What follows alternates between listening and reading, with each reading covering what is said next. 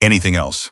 Evie, Harlow said, and her voice had dropped to something that didn't sound like a request. Not that bike.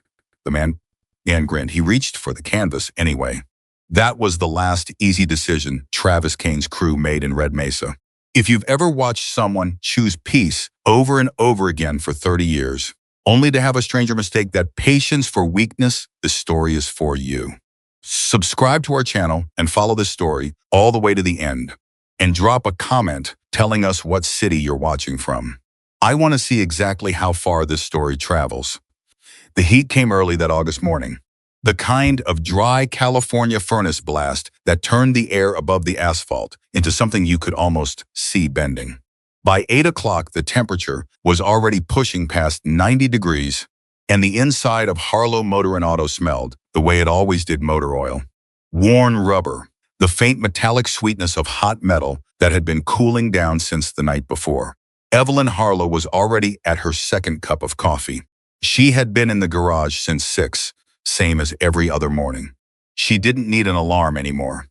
Her body had simply decided years ago that the day started at 5:45, and arguing with it had never accomplished anything.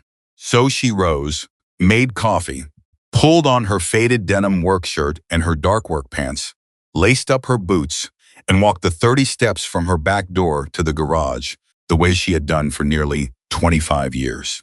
Lauren was already under the hood of a Ford F-150 that belonged to a retired school principal named Gerald Whitmore. Gerald was 81 years old and drove that truck like he intended to be buried in it, which meant it required more patience than parts. Belts cracked through. Lauren called from under the hood, not looking up. He kept saying it was making a noise. Everything makes a noise, Evie said, setting her coffee cup on the rolling cart beside the truck. That man once told me his refrigerator was making a noise. His refrigerator was fine. He just wanted company. Lauren finally looked up, a streak of grease already across her left cheekbone, even though she had only been there an hour. She was 27, with blonde hair, usually tied back in a way of paying attention to mechanical problems that reminded Evie of someone she used to know. Someone she used to be, if she was being honest. You going to replace it or call Gerald for company first? I'm going to replace the belt, Evie said. Gerald's daughter is picking him up for church at 10. That was a Tuesday morning at Harlow Motor and Auto. Routine. Ordinary. The particular kind of quiet that Evie had built her entire second life around protecting. She was standing at the parts counter, checking an order form, when she heard the vehicles, not customers. She knew the difference. Customers pulled in cautiously, sometimes with the hesitation of people who weren't sure they'd come to the right place, or with the relief of people who had broken down on Route 62 and found the first open garage in 12 miles. These vehicles didn't hesitate.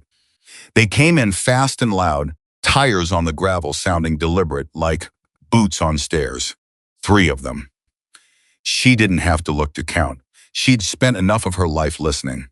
Lauren stood up from the F-150 the moment she heard them. Her eyes went to Evie. Evie didn't move from the counter. The doors opened. 3 men climbed out, and they moved the way men move when they want you to understand immediately that your comfort is entirely the point. Travis Kane's crew, she'd seen 2 of them once before, parked across the street watching. The third one was new. He was younger than the other 2 and carried himself like someone who had recently been given something to prove. The one who walked in front was named Cole. Evie had learned his name the same way she'd learned most things quietly, from listening to other people talk. Cole was somewhere around 30, with a jaw that was always working and eyes that were always assessing.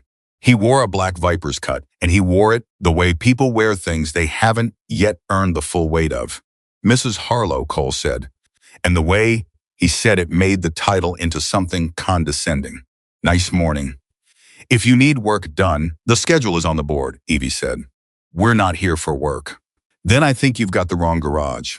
Cole looked around, slow and theatrical, taking in the toolboxes along the wall, the racks of parts, the car on the lift in the second bay.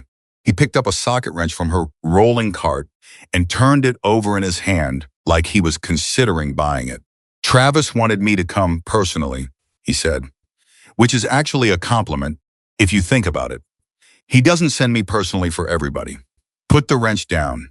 He set it down, slowly, deliberately, in the wrong place. Here's how this works, Cole said. Red Mesa's a small town. Things happen to small businesses.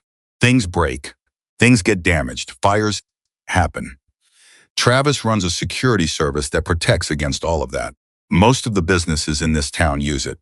Tuesday and Friday, $400 each time. No, Evie said. The word just sat there. She hadn't raised her voice. She hadn't moved. She had simply said no, the way she said most things, like it was the end of the sentence rather than the beginning of a negotiation. Cole looked at the man on his left. Something passed between them. Mrs. Harlow, I want to make sure you understood what I just said. I understood you. Because Travis specifically asked me to make sure there was no confusion. 400 twice a week. That's nothing for a garage that does the volume you do. It's not nothing, Evie said. It's $800 a week that doesn't belong to Travis Kane. And the answer is still no. The third man, the young one, had been drifting toward the back of the garage while Cole talked. This was also something Evie had noticed. They always send one to talk and one to wander. Jimmy, Cole said, and the young man stopped. Don't touch anything. He'd said it to his own man, which meant Cole understood something about the situation was already tilting wrong.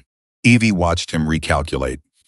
You've been here a long time, Cole said, and his voice shifted into something almost reasonable. You've got a good thing here. People like you. That's worth protecting. The only thing in here that needs protecting, Evie said, is my customers' cars, and I protect those just fine on my own. Cole's jaw tightened. The reasonable voice went away. Everybody pays, Mrs. Harlow. The diner pays, the hardware store pays. The flower shop down on Mesa Street? That widow pays every single week. Never a problem. We're going to leave, and we're going to come back Friday. I'd think hard between now and then.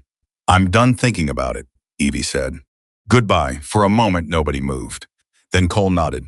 Once, the way people nod when they've already made a decision they were always going to make. He looked at the man on his right, and that man walked to the first toolbox against the wall and shoved it. It went over with a sound like a thunderclap, 6 feet of steel drawers, and 30 years of organized tools hitting the concrete floor and spraying everywhere. Sockets, wrenches, ratchets, drill bits, everything scattering across the bay in a metal avalanche. Lauren dropped her wrench and said, Hey! The second man swept a row of headlights off the shelf. Glass exploded across the floor. Customer vehicles, waiting for those parts, were now waiting longer. Stop, Lauren said. She stepped forward, and that man turned and shoved her hard into the edge of the workbench. She caught herself with both hands, the breath going out of her. Don't, Evie said. Her voice had changed. Lauren looked at her. The tone had changed so completely that even Cole noticed it, his head turning toward Evie with something that might have been, for just a moment, uncertainty. The lady said, Don't, Jimmy. The youngest one said and laughed. He was the one in the back of the garage. He was the one who noticed the canvas cover in the rear corner of the third bay. What's back here? He called out. Nothing, Evie said. Fast. Faster than she'd said anything else, which was the wrong thing to say, because Jimmy heard the speed in it, and he turned toward the canvas the way people turn toward things they've just been told are nothing. Jimmy. Cole's voice this time also sharp, but it was too late. Jimmy grabbed the edge of the canvas.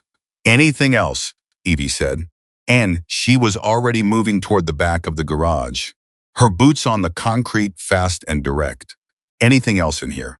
Not that bike. The words had something in them that hadn't been there before. Not anger. Something older than anger. The same thing that comes into a person's voice when they are speaking about something they have never fully figured out how to talk about at all. Jimmy hesitated, the canvas in his hand, looking at Evie coming toward him. Then Cole said, Pull it. Jimmy pulled the canvas away. What was underneath was a motorcycle. Black frame and chrome details, partially assembled, some of it still bare metal waiting for finish work that had never come.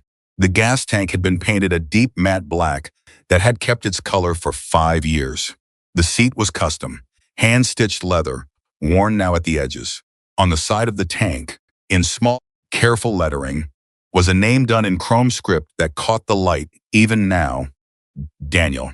Lauren had walked to the edge of the third bay. She had worked in this garage for 2 years, and she had never seen Evie move that canvas. She hadn't known there was a motorcycle under there. She hadn't known there was a name on the tank. Evie stopped about 3 feet from the bike. She was very still. Jimmy looked at the motorcycle, looked at Evie, looked back at Cole. Cole gave him a look that meant go ahead. Jimmy put his hand on the handlebar. Please, Evie said. That word from that woman, in that voice, even Cole went still for a second. Then Jimmy pushed. The motorcycle went over sideways with a crash that was so loud and so wrong that Lauren flinched backward. The right mirror hit the concrete and exploded into pieces. The chrome on the front fork caught the edge of the workbench as it fell and left a deep gouge in metal that had been polished to a mirror finish. The tank rang against the floor with a hollow, resonant sound like something being struck for the last time. Silence. And into that silence, Lauren heard something she had never heard from Evie Harlow in 2 years of working 12 feet away from her. She heard nothing, no reaction, no voice, no sharp intake of breath. She looked at Evie. Evie was looking at the motorcycle on the floor. Her hands were open at her sides. Her face was Lauren didn't have a word for it. Empty wasn't right. Full wasn't right either. It was the face of someone who had just watched something irreversible happen and was absorbing exactly what irreversible meant. Cole said something to his men. His voice was lower now, as if the sound of the motorcycle falling had done something to the room's atmosphere that he was responding to without quite meaning to. Then Lauren moved. She stepped forward toward the motorcycle, toward Evie, because she didn't know what else to do. She was going to pick it up. She was going to at least try to pick it up. The man closest to her caught her arm and shoved her sideways. She stumbled into the frame of the third bay opening, shoulder hitting the steel, and that made a sound too. That was the sound that brought Evie back. Lauren had been watching Evie's face, and she saw the moment it changed. It was not a dramatic shift. It was not a transformation. It was more like watching someone pick up something heavy that they had set down a long time ago, careful, deliberate, with the unhurried certainty of someone who knows exactly how much it weighs.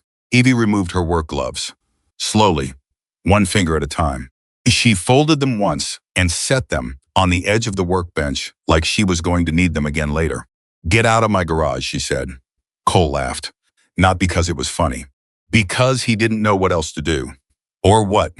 Evie walked toward him. She wasn't rushing. She wasn't running. She was walking the way she walked across her garage every other day of her life, like she knew exactly where everything was, because she did. 25 years in this building meant she knew the distance between every piece of equipment without looking, knew where the floor was uneven near the first lift, knew which drawers had been knocked to the floor, and which sections of concrete were now treacherous with scattered tools. Cole took a half step back. Not because she was threatening him. She was a 64-year-old woman in work clothes walking toward him. He took a step back because something about the way she was moving made the math stop adding up the way it was supposed to. The man who had shoved Lauren moved toward Evie. She wasn't looking at him, which meant she surprised him when she stepped sideways. The rolling tool cabinet behind her was heavy, 200 pounds, loaded, and she caught the handle as she moved and pulled it across in front of him. He walked into it, caught himself on it, and in that same instant, she was behind it, the cabinet between them, a heavy tire iron from the top tray in her right hand. She hadn't swung it. She was holding it the way you hold something when you want the other person to understand exactly what you could do with it. The garage had 3 bay doors. 2 were partially open, and in the gap of the nearest one, a truck had pulled up while this was happening. Gerald Whitmore's daughter was early for church. 2 more cars had pulled in behind her on the gravel, regular customers, and they were all looking in through the open bays with their phones already raised. Cole saw them. He made a fast calculation. It was the first intelligent decision he'd made since he arrived. "We're leaving," he said. The man who had been coming toward Evie stepped back. Jimmy was already at the bay entrance. Cole walked backward 2 steps, then turned. At the edge of the driveway, he stopped and looked back at Evie. "Travis Kane is going to bury this place," he said. "You understand me? He is going to bury it." Evie stood in the bay with the tire iron in her hand, and the knocked-over motorcycle behind her, and the mess of everything they'd destroyed scattered across the floor. "Tell Travis," she said. "He should have left an old widow alone." Cole got in his truck. They left. The dust settled back onto the gravel. Gerald Whitmore's daughter came out of her car and said, "Oh my God, should I call the police?" And Lauren said, "Yes, please," and went for her own phone. And 2 of the other customers came inside, asking if anyone was hurt. But Lauren, who was fielding 3 conversations at once, kept looking at Evie. Evie had set the tire iron down. She was standing beside Daniel's motorcycle, the one still on the floor, and she wasn't picking it up. She was looking at it. At the broken mirror, at the gouge on the chrome, at the name on the tank, still visible, Daniel, in the same light it had always caught. And Lauren saw, for the first time in 2 years, that the older woman's eyes were wet. Not crying, not quite, but wet the way eyes get when something true has made it through all the defenses a person has spent a lifetime building. Lauren came to stand beside her. She didn't say anything for a moment. Around them, the garage was becoming loud with phones and voices, and the general noise of something having just happened. But in their small piece of it, in that third bay, it was quiet. "Evie," Lauren said. Evie didn't look at her. "We'll fix it," Lauren said. "The mirror's replaceable." "The chrome we can, I know," Evie said. Very quiet. "I know we can. Is there anything is there anything about this I should know? About Kane, about who these people are? Because if they're going to come back," Evie finally looked at her. And there was something in her expression that Lauren couldn't fully read. Something that was older than the garage, older than Red Mesa, older than anything Lauren had seen in her face before. "They're going to come back," Evie said. Not as a worry, as a fact. "Okay," Lauren said. "Then we need to be ready. We need to call the sheriff. We need to get the security footage. We need to do this the right way." "Okay," Lauren said again. "What's the right way?" Evie looked at the motorcycle one more time. Then she bent slowly and picked up a piece of the shattered mirror from the concrete floor. Looked at it. Set it on the workbench. "Start with the camera," she said. "The one above the parts counter catches the whole third bay. It's been recording all morning." Lauren went. Evie stayed. Later, 20 minutes later, after the deputy had come and taken a report, after the customers had given their information as witnesses, after Gerald Whitmore's daughter had helpfully photographed the destroyed toolbox and the broken glass and the motorcycle, Lauren came back to the third bay with 2 cups of coffee and found Evie standing in front of the old photograph on the wall. Lauren had passed that photograph every day for 2 years. It hung above the parts counter on the right side, in a plain wood frame, and she had registered it the way you register familiar things as background, as furniture, as proof that the people who ran this place had a history, without ever asking what that history was. She looked at it now.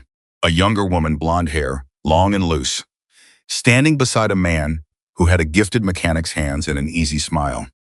They were in front of a line of motorcycles, not just a couple, but a long row, enough to make you stop and count. And behind them and around them were people, riders, men and women both, wearing vests, and there was something about the way they stood, and about the way the younger Evie stood among them, that said this was not a casual gathering. On the vests, on the central patch, the letters were clear, even in the old photograph. Hell's Angels. Lauren looked at Evie. Evie was looking at the photograph with an expression that Lauren was still learning to read, but she was getting better at it. "Who were you?" Lauren said. "Slowly, before you owned this garage." Evie didn't answer. She picked up her coffee cup. She turned toward the damaged motorcycle on the floor. "Help me get it upright," she said. They lifted it together, and the engine made a sound as it came back up, a dull internal shifting sound, and they set it on the kickstand and stepped back and looked at it. The chrome was gouged. The mirror was gone. The handlebars had torqued slightly on impact. But Daniel was still on the tank, still catching the light. Evie put her hand on the seat, just rested it there. He didn't finish it, she said, more to herself than to Lauren. We always said he'd finish it when things slowed down. Things never slowed down. And then they did. And he was already gone. Lauren didn't say anything. This was clearly not a moment that needed her words. He would have hated this, Evie said, not the damage. He never cared much about his things getting damaged. He would have hated that someone came in here and tried to make me afraid. Did it work? Lauren asked. And then immediately, sorry. I didn't mean no, Evie said. You can ask. She moved her hand from the seat to the handlebar where Jimmy had touched it. I'm not afraid of Travis Kane. Then what are you afraid of? A long pause. Going back, Evie said. Lauren waited. To who I was before, Evie said. Before Daniel, before this garage. Before I decided that the rest of my life was going to be about making something instead of taking something. She looked at the photograph on the wall. I made a promise. That's all. Lauren looked at the photograph too. At young Evie, 35 years ago, standing in front of a row of motorcycles with people who looked like they would follow her into anything. A promise to who? Lauren asked. Evie looked at her. The only person whose opinion of me ever mattered, she said, and picked up her coffee. We have work to do, she said. Gerald's belt isn't going to replace itself. She walked back to the F-150 and picked up her tools. And Lauren stood for another moment looking at the photograph, at the Hell's Angels patch clearly visible in the faded image, at young Evie's expression not mean, not hard, but certain, with the certainty of someone who knew exactly where she stood in any room she walked into.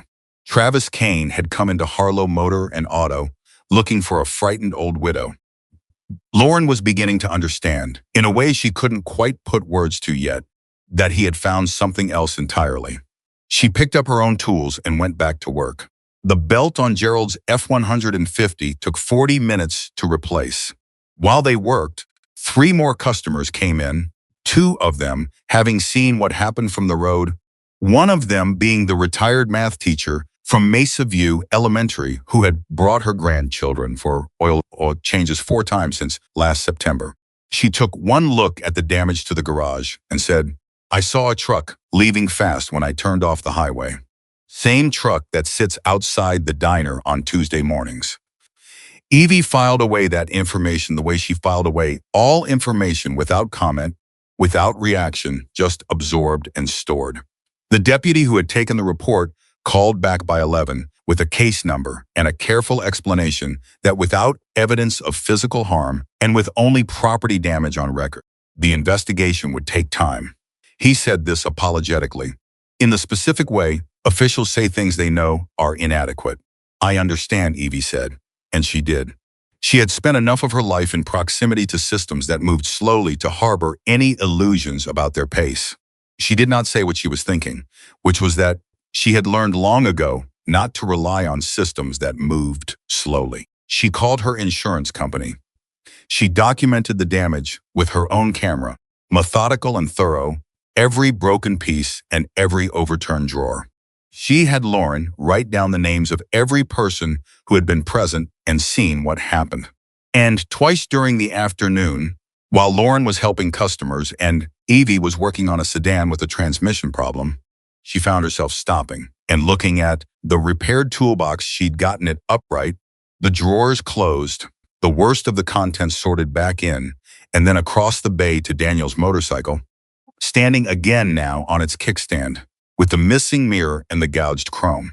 The second time she stopped, she went to her parts shelf and pulled down a box from the top. Inside, wrapped in a shop cloth, was a mirror assembly, still in its original packaging. She had bought it 2 years ago. She wasn't sure, now, why she had bought it then. She hadn't touched the motorcycle in those 2 years. She hadn't planned to finish it. But the mirror had needed replacing even before tonight, one of the first things she'd noticed when she finally uncovered it after Daniel died, and at some point she had quietly ordered a replacement without being entirely sure why. She set the box on the workbench beside the motorcycle. She didn't open it. Not yet, but it was there. Lauren caught her looking at it around 4 in the afternoon. Do you want to tell me what we're dealing with? Lauren asked. Her voice was careful, direct in the way she was usually direct, without drama, without hesitation. It was one of the things Evie had understood about her the week she hired her. With Kane, because I know this isn't over. No, Evie said. It isn't. So what are we going to do? Evie looked at the security camera footage she'd pulled up on the old laptop by the parts counter. Clear images. 3 men. The entire sequence from the moment they came in to the moment they left. The shove. The toolbox going over. The lights smashing. Jimmy's hand on the canvas. The motorcycle falling. All of it. We're going to do this the right way, Evie said again. All of it documented. All of it clean. We're going to go back to the sheriff with this footage, and we are going to get every business on this street to talk about what's been happening to them. You think they will? Evie thought of the diner owner who she'd seen pay a man in a black Viper's cut on a Tuesday morning. She thought of the hardware store owner who always looked tightly wound whenever his front window was mentioned. She thought of the florist on Mesa Street. Some of them, Evie said. Maybe enough. And if it's not enough? Lauren asked. If Kane decides not to wait, if they come back tonight? Evie was quiet for a moment. Then we handle what comes, she said. Lauren looked at the photograph on the wall one more time. Evie caught her looking. There are things about my life before this garage, Evie said, slowly, carefully, that I chose to leave behind. Deliberately. For reasons that were good reasons, and still are. I am not going back to them. Whatever you're thinking, that's not the plan. I'm not thinking anything, Lauren said. I'm realizing I've worked here for 2 years. And I know how you take your coffee. And I know which customers you extend credit to. And I know that you check the pressure on tires even when nobody asked you to, because you can't help it. But I don't actually know who you are. Evie looked at her for a long moment. Who I am, Evie said, is the woman who owns this garage and takes care of the people in it. That's who I've been for 25 years, and that's who I'm going to keep being. Even with Kane coming back, especially then. Lauren nodded slowly. She believed it. She also believed, looking at Evie's face, that there was a distance between the woman Evie was now and the woman she had been before this garage opened. And that distance had been purchased at a price that was not simple and not small. The sun was getting lower. The garage was cooling slightly from the worst of the afternoon heat. Lauren looked at Daniel's motorcycle, at the gouge in the chrome, at the missing mirror, at Daniel on the tank. I'd like to fix it, she said quietly. The mirror, at least. Tonight, if you want. Evie picked up the box mirror assembly from the workbench. She held it in both hands for a moment. Then she set it down beside the motorcycle and didn't open it. Not tonight, she said. She pulled the canvas back over the motorcycle, careful, both hands, the way she always covered it. Tonight we get the footage organized, she said. Tonight we make a list of every business Travis has been hitting. Tonight we figure out who's going to talk. She smoothed the canvas over the outline of the bike. Everything else, she said, can wait. Outside, Route 62 was going quiet as the day traffic thinned. Somewhere down the road, in the direction of town, an engine was running, not moving, just running. Evie heard it. She didn't react, but she heard it. She began organizing the footage on the laptop, methodical and thorough, the same way she did everything. And in the back of the third bay, under its canvas, Daniel's motorcycle waited with a name on the tank that still caught the light. The engine down the road was still running when Evie finally closed the laptop. She hadn't mentioned it to Lauren. There was nothing to say yet. An engine running on a public road wasn't a crime and wasn't a threat. Not technically, not in any way she could point to and name. But she had spent enough years reading the particular grammar of that kind of attention someone parked just far enough away to have distance, but close enough to have sight lines to know what it meant. It meant Travis Kane already knew his men had failed. She locked the bay doors, all 3 of them, which she hadn't done on a weekday evening in years. Lauren watched her do it without asking why. Go home, Evie said. Lock your door. I live above the hardware store, Lauren said. The hardware store that's also paying Kane. Evie stopped. She hadn't thought of that. Then stay in your room. away from the windows, and call me if anything sounds wrong. She paused. Do you have my number saved? I have it memorized, Lauren said. You made me memorize it the week you hired me. You said phones get lost. They do, Evie said. Go. After Lauren left, Evie stood alone in the garage for a long while. The heat had dropped maybe 5 degrees from its afternoon high, which meant it was still nearly 80 inside, and the shop smelled of the day's work, rubber and oil, and the particular ghost of exertion that settles into a working space and doesn't fully leave. She walked the length of the bay slowly, not inspecting anything, not working. Just walking her own floor the way a person walks their home when they need to remember what they're protecting. She stopped at the third bay. The canvas was back over the motorcycle. She had smoothed it the way she always smoothed it, both hands pressing the edges down. From outside, in the dark, you wouldn't know it was there. She stood beside it for a moment, with her hand resting on the canvas. I'm handling it, she said quietly, to no one, or to someone. The right way, like you said. She went inside. She did not sleep well. This was not new. Sleep had been a negotiation since Daniel died. Some nights easier than others. Some nights a contest between exhaustion and the particular silence of a house that used to have 2 people in it and now had one. But tonight the silence had a different quality. It had the quality of something waiting.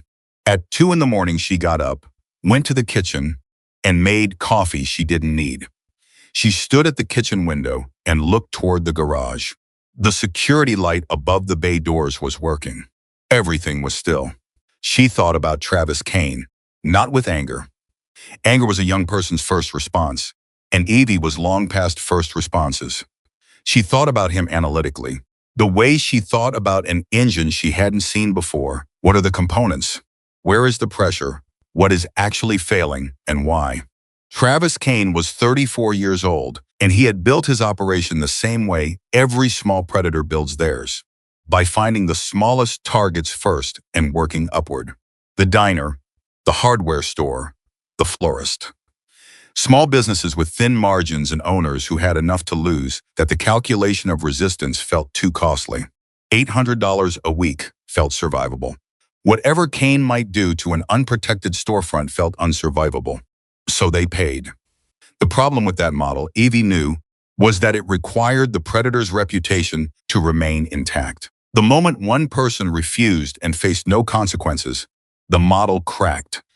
Because then every person who had been paying started asking themselves whether they had needed to. Travis couldn't afford for Evie to simply say no and have nothing happen. That was the engine of this problem. Not cruelty, or not only cruelty, necessity.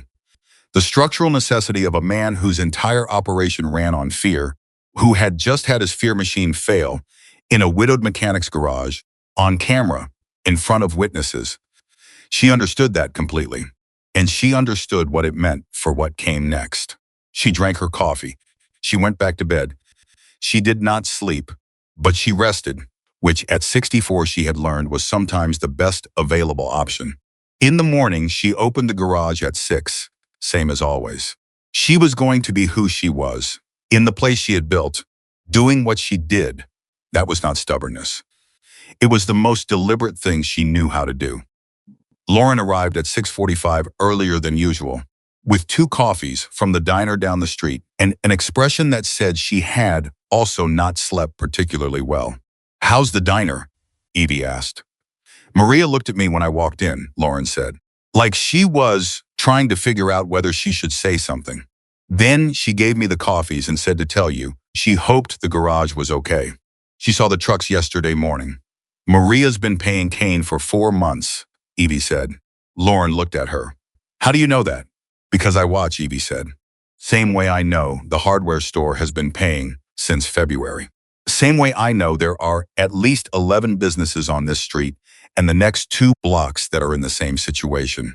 She picked up her coffee. The question isn't who knows. Everybody in Red Mesa with eyes knows. The question is who's willing to say it out loud to someone who can do something about it.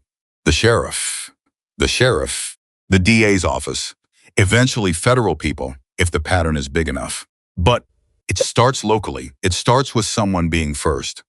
Lauren was quiet for a moment. Are you going to be first? I already am, Evie said. I was first the moment I said no. She pulled up the footage on the laptop and handed Lauren a printed list she had made before 6 that morning. Names, businesses, dates and amounts she had pieced together from 2 years of watching and listening and simply paying attention. Lauren looked at the list. You've been building this for a while, she said. I've been noticing things for a while, Evie said, which is not the same as building anything. Noticing things without acting on them is just watching harm happen. I don't want to just watch harm happen. Lauren looked at her for a moment. Then why didn't you do something before yesterday? It was a fair question. Evie recognized it as such. Because yesterday they crossed a line that made it impossible to do nothing, she said, which is probably exactly what they expected. The point of intimidation like that is to make you either surrender or do something reckless.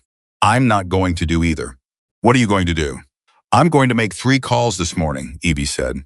The sheriff's deputy from yesterday, because I have footage he needs to see. The insurance adjuster, because I need the damage documented properly. And I'm going to walk down to Maria's diner and ask if she has 20 minutes to talk. She paused. And then I'm going to come back here and fix Gerald Whitmore's truck, because I told him it'd be ready by noon and I keep my word. Lauren almost smiled. That's the plan? Walk to the diner and fix a truck. That's the beginning of the plan, Evie said. Plans don't come fully formed. You build them like you build an engine, one component at a time, in the right order. Jumping ahead makes everything fail. She had picked up her phone to call the deputy when Lauren said, "Can I ask you something?" "You're going to anyway." The photograph. On the wall. Lauren glanced toward the parts counter, toward the framed picture above it. Was that where you actually in Hell's Angels? Like not just around them, actually in. A pause. Long enough to be its own answer. Women in that world don't have the same designations, Evie said finally. But if you're asking whether I was part of that life, in every meaningful sense, yes. Lauren absorbed this. For how long? About 8 years. From when I was 22 until I was 30. And then you left. And then Daniel and I left. Together. Because you wanted to? Because we wanted to be around for each other when we were old, Evie said. There was no bitterness in her voice. There was something more complicated. The life we were living had an actuarial problem. You run the numbers long enough, and you understand that the odds of getting old in that world aren't good. Not because of anything specific. Just the accumulation of it. The weight of it. She set her phone down. Daniel put it plainly one night. He said, if we keep living like every day is a war, eventually war is all we'll have left. He wasn't wrong, so you opened a garage. We opened a garage, Evie said, in a town where nobody knew us, where we could be what we actually were underneath all of it. He was a brilliant mechanic. I'd grown up in garages. It wasn't a reinvention. It was returning to something real.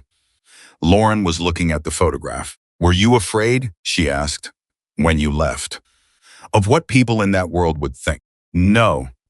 Of whether I could live differently than I had been living? Yes. Very. Evie picked up her phone again, and the answer turned out to be yes. We could. For 23 years we did. And then Daniel got sick, and 18 months later, he was gone. And I've been doing it alone for 5 years. Daniel's request, Lauren said quietly. Don't go backward. Evie looked at her. It was the first time Lauren had referenced that. How did you know about that? Evie said. You said it last night, Lauren said. You were standing by the motorcycle, and you said it quietly. I don't think you meant me to hear it. Evie was still for a moment. Then she nodded once. He made me promise, she said. He knew me well enough to know that losing him might make me feel like I had nothing left to protect anymore. Which might make me feel like I didn't have to be careful anymore. Which might make me feel like I could afford to go back to the habits of the life we left. She paused. He was right to ask for the promise. So I keep it. Lauren nodded slowly. A car pulled onto the gravel outside their first customer of the day. A young woman with a check engine light and the particular expression of someone who hadn't slept and was hoping the news would be cheap. Lauren went to meet her. Evie made her calls. The deputy came at 10 with a colleague who had a laptop and spent 40 minutes with the security footage, writing things down and asking careful questions. He was more engaged than the previous day, which told Evie the footage had been something he could actually use. He asked about Cole specifically, whether she had heard a last name, whether the truck had been visible. It had. The license plate was clear in 3 frames. I'm not going to promise you a timeline, he told her before leaving. But I want you to know this is being taken seriously. I know you're doing your job, Evie said. I just need you to know I'm going to do mine.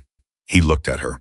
Which means documenting everything, talking to other business owners, building a picture. She met his eyes. Through proper channels, he seemed to decide something. If anyone else on this street is willing to make a statement, I know, Evie said. I'll let you know. She walked to the diner at 11. Maria Santos was 49 years old and had run El Camino Diner for 12 years and had the particular exhaustion of someone who had been managing something threatening by refusing to look at it directly. She brought Evie coffee, real coffee, the good pot she kept behind the counter, and sat across from her in the back booth and, for a moment, just looked at her hands on the table. I heard what happened yesterday, Maria said. I know you did. Is everyone okay? Everyone's fine, Evie said. Lauren's got a bruised shoulder. The garage has damage. We're working through it. Maria nodded. She was not looking at Evie. Maria, Evie said gently but directly. I need to ask you something and I need you to be honest with me. Evie, how long? A long pause. Maria's hands moved on the table, rearranging themselves. A nervous tick. Since March, she said. The first time, it was just they came in and ordered coffee, and one of them said something about how it would be a shame if the kitchen had an accident. I thought, she stopped. I thought if I just paid it once, they'd leave. They always tell you it's once, Evie said. I know that now. Maria's voice had something in it like shame, which Evie wanted to address and would, but not yet. It's $800 a week. For 8 months, Evie. The math was immediate and brutal. $25,000. From one small diner. From one woman who got up before dawn, 6 days a week, to make a business that served the people of one small California town. Do you have records? Evie asked. I have everything, Maria said, and something shifted in her voice. I wrote it all down. Every date, every amount, every person who came. I have it in a notebook at home because I didn't know what else to do with it, and I couldn't just pretend it wasn't happening. Evie felt something move in her chest. That notebook was the act of someone who wasn't surrendering, even while they paid. Someone holding on to what was real. That notebook is important, Evie said. I need you to tell me whether you're willing to share it with the sheriff's department. Silence. I'm scared, Maria said. I know. If I give them that and it doesn't work, it's going to work, Evie said. Not because I'm promising you nothing will be hard. Things might be hard for a while. But Kane's operation only functions because everyone is scared and no one is talking. The moment people start talking and writing, on record, the whole structure comes apart. He has no real foundation. He has fear, Saul. That's a lot, Maria said. It is, Evie agreed. But fear works on people in isolation. It doesn't work nearly as well when people are standing together. Maria looked at her for a long time. You sound like you know what you're talking about, she said. I've had some experience with systems that run on fear, Evie said simply, and with what it takes to dismantle them. Maria looked down at her coffee. Let me think, she said. Give me until tomorrow morning. Take the time you need, Evie said. But keep that notebook somewhere safe. She walked back to the garage. By noon, she had Gerald Whitmore's truck ready, the belt replaced, and 3 other small issues she'd noticed and fixed without charging him extra, the way she always did with Gerald. She called him and his daughter picked up and said she'd have him there by 2. Between noon and 3 things happened in sequence that tightened something in Evie's chest that she had been trying to keep loose. The first was a phone call from a number she didn't recognize.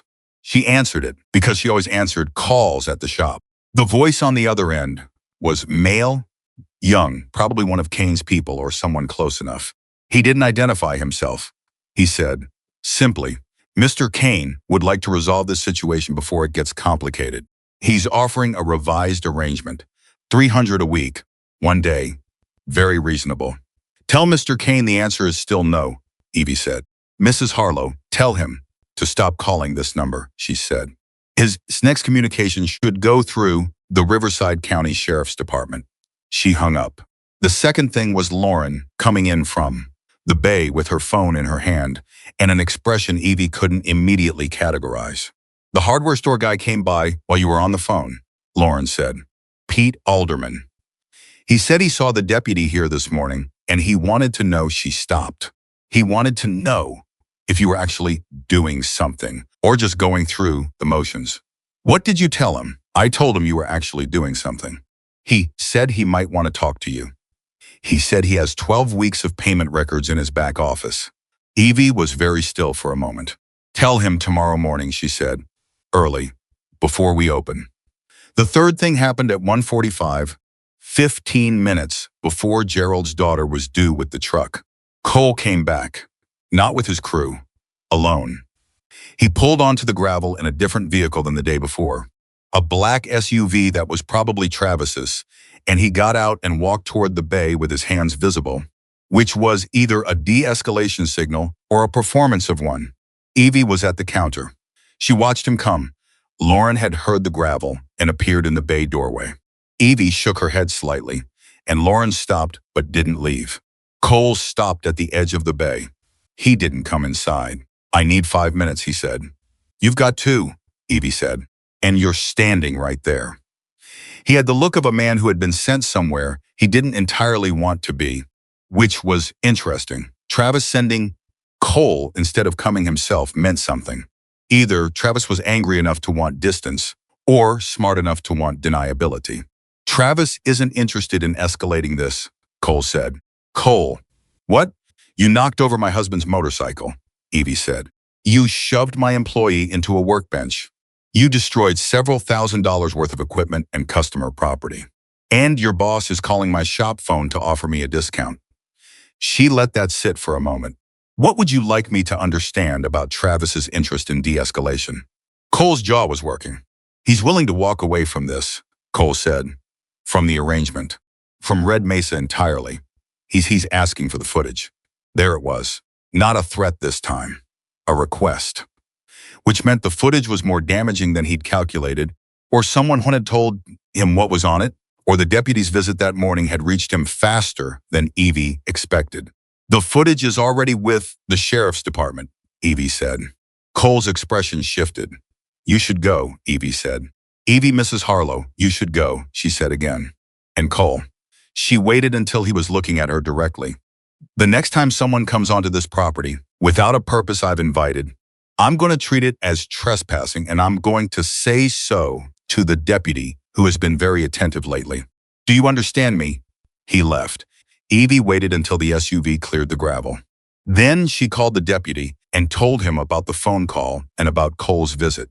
He thanked her and told her to document everything, which she was already doing. Gerald's daughter brought the truck at 2:15. Gerald himself climbed out of the passenger seat and came to find Evie directly. He was 81 years old, and he moved with the careful confidence of someone who has decided that moving slowly is a statement rather than a limitation. He had lived in Red Mesa for 50 years. He had known Daniel. He had been one of the first customers when Harlow Motor and Auto opened. I heard what happened yesterday, he said.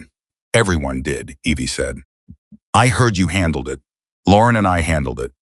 Gerald looked around the garage at the still evident damage, the replaced toolbox sitting slightly differently than it had for 20 years, the empty space on the shelf where the headlights had been, the third bay that he instinctively looked toward and away from.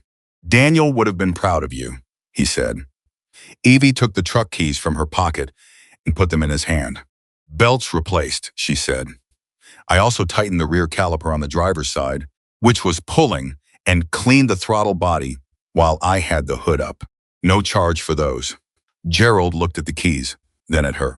How do you do it? He asked. All these years. Without him. It was the question people rarely asked directly, which was both why it caught her slightly off guard and why she answered it honestly. I do what he'd want me to be doing, she said. Most days that's fixing engines and being useful to people. Some days it's a little harder than that. Gerald nodded slowly. Is today one of the harder days? Today's manageable, she said. He patted her hand once, the particular brief contact of a man of his generation expressing something he didn't have more elaborate language for, and went back to his daughter and his truck. Lauren appeared at Evie's elbow as the truck pulled out. "Cole's gone," she said. "Gone. Travis sent him to ask for the footage. I know." "Which means Travis is scared." "Travis is calculating," Evie said.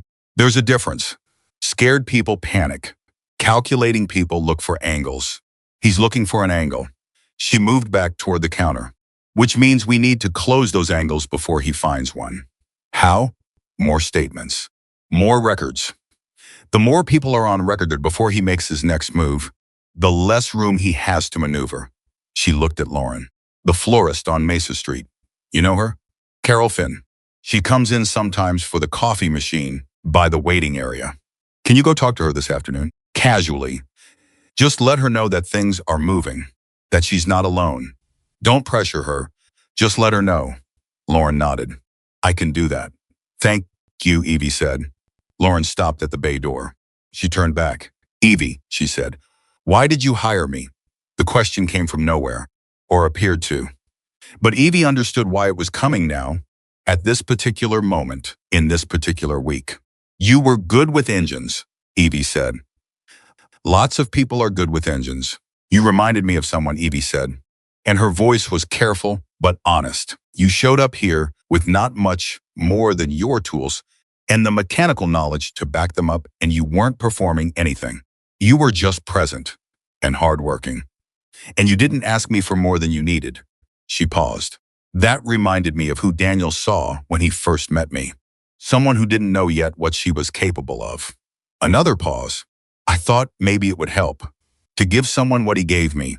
Lauren was quiet for a long moment. "Thank you," she said. "Go talk to Carol Finn," Evie said. After Lauren left, Evie sat at the counter for a while with the old photograph in front of her. She'd taken it off the wall when Lauren was out front.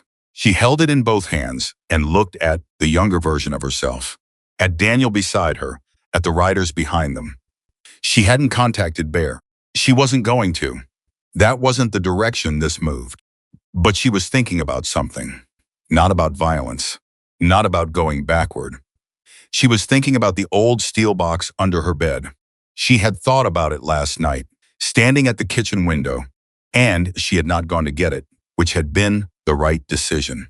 But she was thinking about it now because inside that box, along with the photograph and Daniel's ring and the piece of leather, was a small notebook.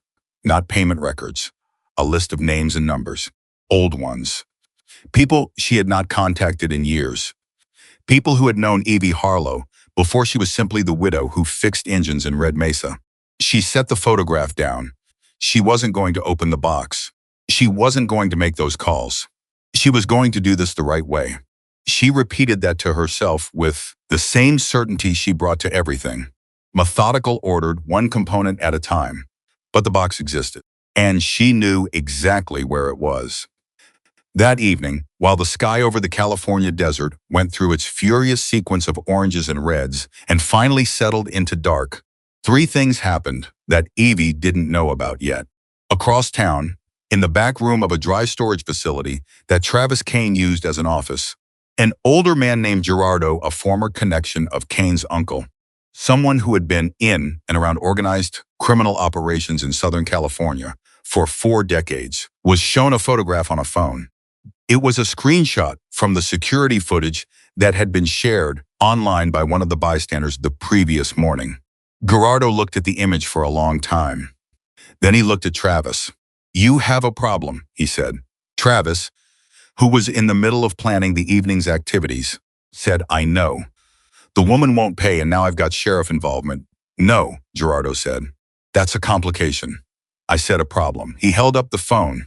"That's Evie Harlow." Travis shrugged. "The widow with the garage." Gerardo set the phone down very carefully. "Let me explain something to you," he said, "about what it means when I say that name." The second thing that happened was that Lauren, walking home past the florist on Mesa Street, found Carol Finn in the back of her shop, crying quietly over a payment envelope she hadn't yet put in the mailbox. She sat with her for 45 minutes. When she left, Carol had Lauren's phone number and the name of the deputy who was handling Evie's case. The third thing was that somewhere on the dark highway outside Red Mesa, a pair of headlights appeared in the distance, moving at the steady, unhurried pace of someone who had been riding long enough to know there was no point in rushing. And behind those headlights, further back in the dark, another pair appeared, then another. Evie was asleep when all three of these things happened, or trying to be asleep, which was close enough. She didn't know yet that Gerardo had gone pale when he heard her name. She didn't know yet what he'd told Travis Kane. She didn't know yet what Travis Kane had decided to do. And she didn't know yet that Lauren had made a different kind of phone call that afternoon, not to Carol Finn, but to a number she'd found in a very specific place, behind the frame of the old photograph on the wall, written in pencil on the backing board in small, neat numbers. A number that had been there for years, waiting for a reason. Lauren had given it one. Evie found out about the phone call at 7:15 in the morning. She had been at the counter with her coffee and the deputy's business card and her handwritten list of businesses when Lauren came through the bay door with a particular expression of someone who has done something they're not sure they should have done, but would do again anyway. "I need to tell you something," Lauren said. Evie set down her coffee. "The number behind the photograph," Lauren said. "I found it 2 nights ago when I took the frame down to look at the picture more closely. It was written in pencil on the backing board." She paused. "I called it yesterday afternoon, before I went to see Carol Finn." The garage was very quiet. "Who answered?" Evie said. "A man named Bear." Evie was still for a long moment. Then she set her hand flat on the counter, fingers spread, the way she set her hand on an engine when she needed to feel whether it was running right. "What did you tell him?" she said. Her voice was even. Not angry. Even. "I told him someone was destroying Daniel Harlow's garage," Lauren said, "and that you wouldn't ask anybody for help." She held Evie's gaze. "That's all I said. I didn't ask him for anything. I just told him what was happening." "Lauren, I know. I had reasons for not calling him." "I know you did," Lauren said. "And I didn't ask him to do anything. I just thought someone who knew you, someone who knew Daniel, should know what was going on. I thought that was right. If I was wrong, tell me I was wrong." Evie looked at her for a long moment. The particular look of a person deciding something. "What did Bear say?" she said finally. "He said thank you for calling. He asked me what town. I told him Red Mesa. He didn't say anything else." She paused. Then he hung up. Evie picked up her coffee, looked at it, set it back down. "All right," she said. "All right, you're not angry. Or all right, you understand. All right, it's done," Evie said. "And we have other things to deal with this morning." Pete Alderman from the hardware store arrived at 7:45 with a manila envelope and the look of a man who hadn't slept any better than anyone else in Red Mesa that week. He was 56, broad-shouldered, with the permanent slight squint of someone who spent most of his life under fluorescent lights reading small print. He set the envelope on the counter and put his hand on top of it and didn't immediately let go. 12 weeks, he said, every Tuesday, cash. $7.50 each time. I wrote down the amount, the time. The name of whoever came there were 3 different people who came at different times, but it was always Tuesday. He paused. My wife doesn't know the full amount. I told her it was a security subscription we'd signed up for. You don't have to explain yourself to me, Evie said. I feel like I do, Pete said. Pete. She waited until he was looking at her. What you did took courage. Writing it down every week, knowing you couldn't use it yet. Keeping the record because something in you refused to let it go undocumented. That's not weakness. That's the opposite. She took the envelope from under his hand. Thank you for trusting me with this. Pete nodded. His jaw was tight. What happens now? He said. Now I add this to what Maria is bringing me this morning and what Carol Finn told the deputy yesterday evening, Evie said. And then we have documentation from 3 separate businesses spanning 4 to 8 months, which is no longer a dispute between one shop owner and a local crew. That's a pattern, and patterns are what prosecutors need. Pete was quiet for a moment. Cole came by the store yesterday afternoon, I said. After he left here, I think. He didn't threaten anything directly. He just stood there for a while, looking at things. Then he said it was a nice store, and he hoped nothing changed. I know, Evie said. I need you to write that down too. Time what he said, as close to his exact words as you can remember. You think they'll try something bigger? Evie didn't hesitate. Yes. When? I don't know, she said. Soon. Which is why the documentation needs to move fast. She looked at him steadily. Are you willing to give a formal statement to the sheriff? A pause that lasted exactly as long as it needed to. Yes, Pete said. After he left, Maria Santos came at 8:30, the spiral notebook that had 6 months of dates and amounts and names written in her careful handwriting, the entries becoming more detailed as the months went on, as if the act of recording had become both her protest and her sanity. She also brought pan dulce because Maria brought food to every difficult conversation she'd ever had in her life, which was one of the reasons her diner had survived 12 years in a small highway town. Evie took the notebook and the pan dulce with equal seriousness. I'm ready to give a statement, Maria said before Evie could ask. I thought about it all night. I thought if I don't, and something happens to someone because I was too scared, I'll never forgive myself. She looked at the counter. And I thought about Carol. She's been paying longer than me. She can barely keep the shop open. Carol spoke to the deputy last night, Evie said. Maria looked up. Really? Lauren went to see her. Something moved across Maria's face. Relief, mostly. The particular relief of discovering you're not the first one through the door. Tell me what to do, Maria said. Whatever it is. Tell me.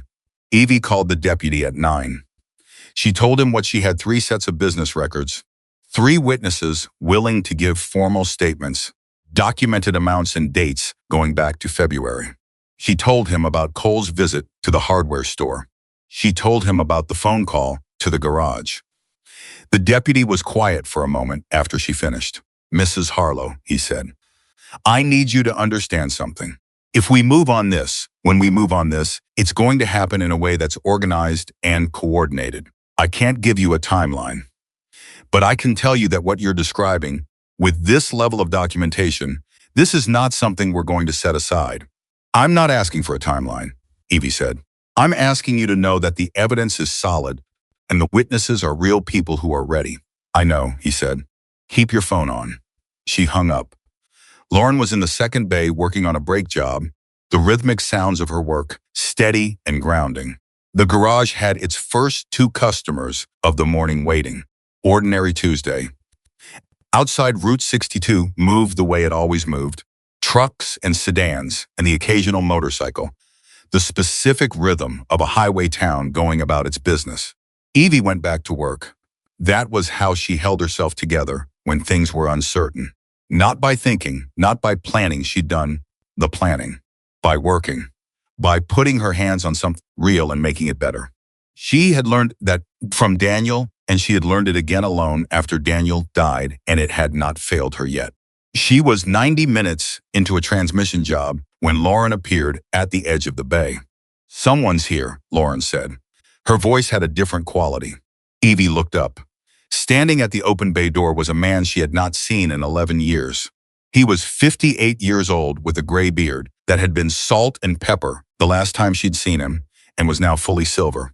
And he had the build of a man who had spent his entire adult life doing physical work and had no intention of stopping. He wore what he'd always worn. He was Raymond Dalton. And everyone who knew him had called him Bear since before Evie met him. And she had never once heard anyone explain why, because it had always been obvious. He stood at the edge of the bay with his hands in his jacket pockets, and he looked at her with the expression of a man who has driven a long way and is taking a moment to confirm that the destination was worth it. Evie, he said. Bear, she said. Neither of them moved for a moment. Then Bear's eyes moved past her to the third bay, to the canvas-covered shape in the corner. That his, he said. Yes. Bear nodded slowly. He looked at the garage not with assessment, not cataloging damage, but with the recognition of a man who understood what a place meant to the person who built it. His eyes went to the parts counter, to the photograph on the wall above it. He looked at it for a moment. I would have come sooner if I'd known, he said. I didn't want you to come, Evie said.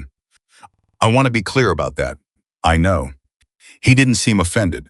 Your girl explained the situation. She shouldn't have called. Probably not, Bear agreed. But she did, and here I am. So we can either stand here arguing about whether I should be here, or you can tell me what's happening. Evie set down her wrench. Lauren had retreated to the far end of the bay, maintaining a careful distance that was both respectful and alert. She was watching Evie with the expression of someone who has set something in motion and is no longer entirely sure of the consequences. Evie looked at Bear. I'm handling it, she said, through proper channels.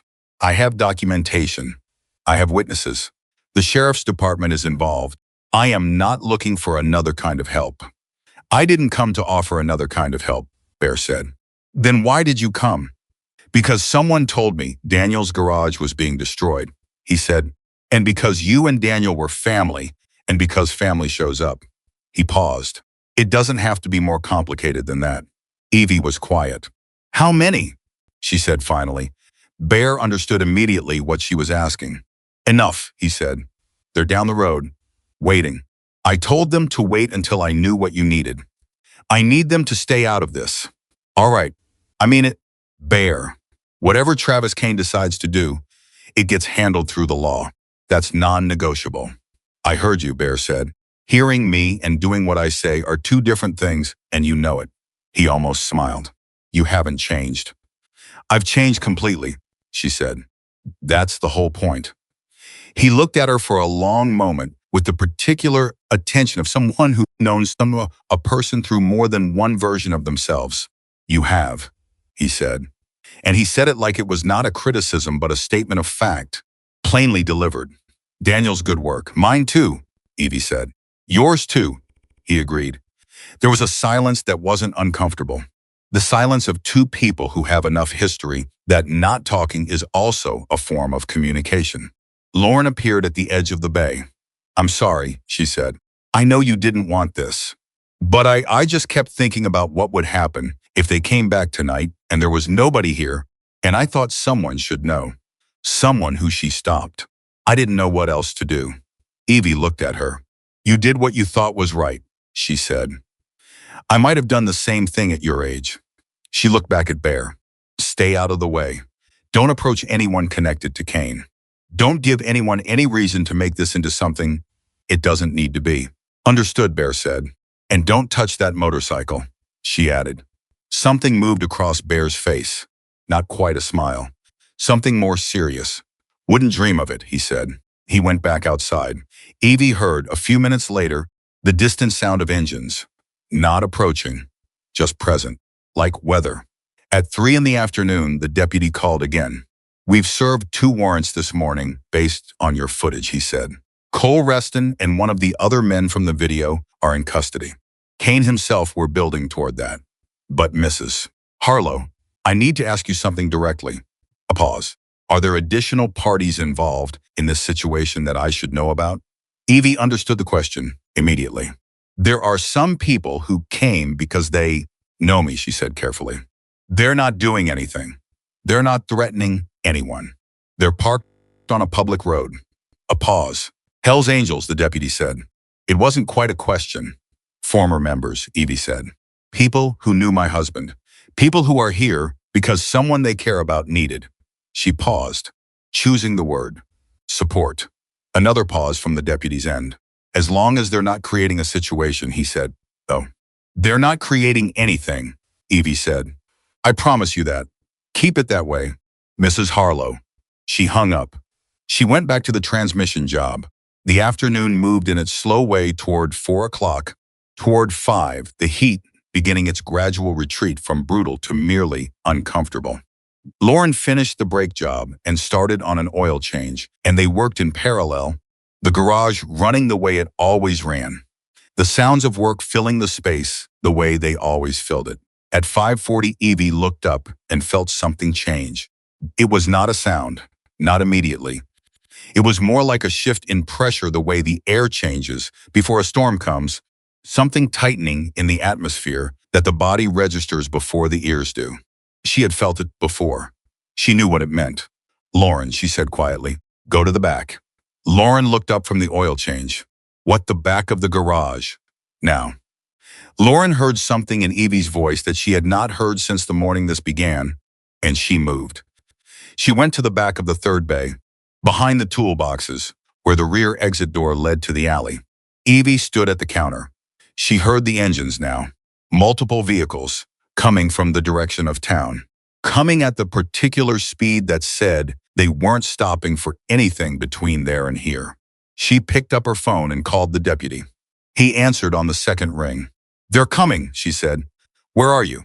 "The garage." "How fast can you get here?" "We're already moving," he said. "Mrs. Harlow, stay inside." She hung up.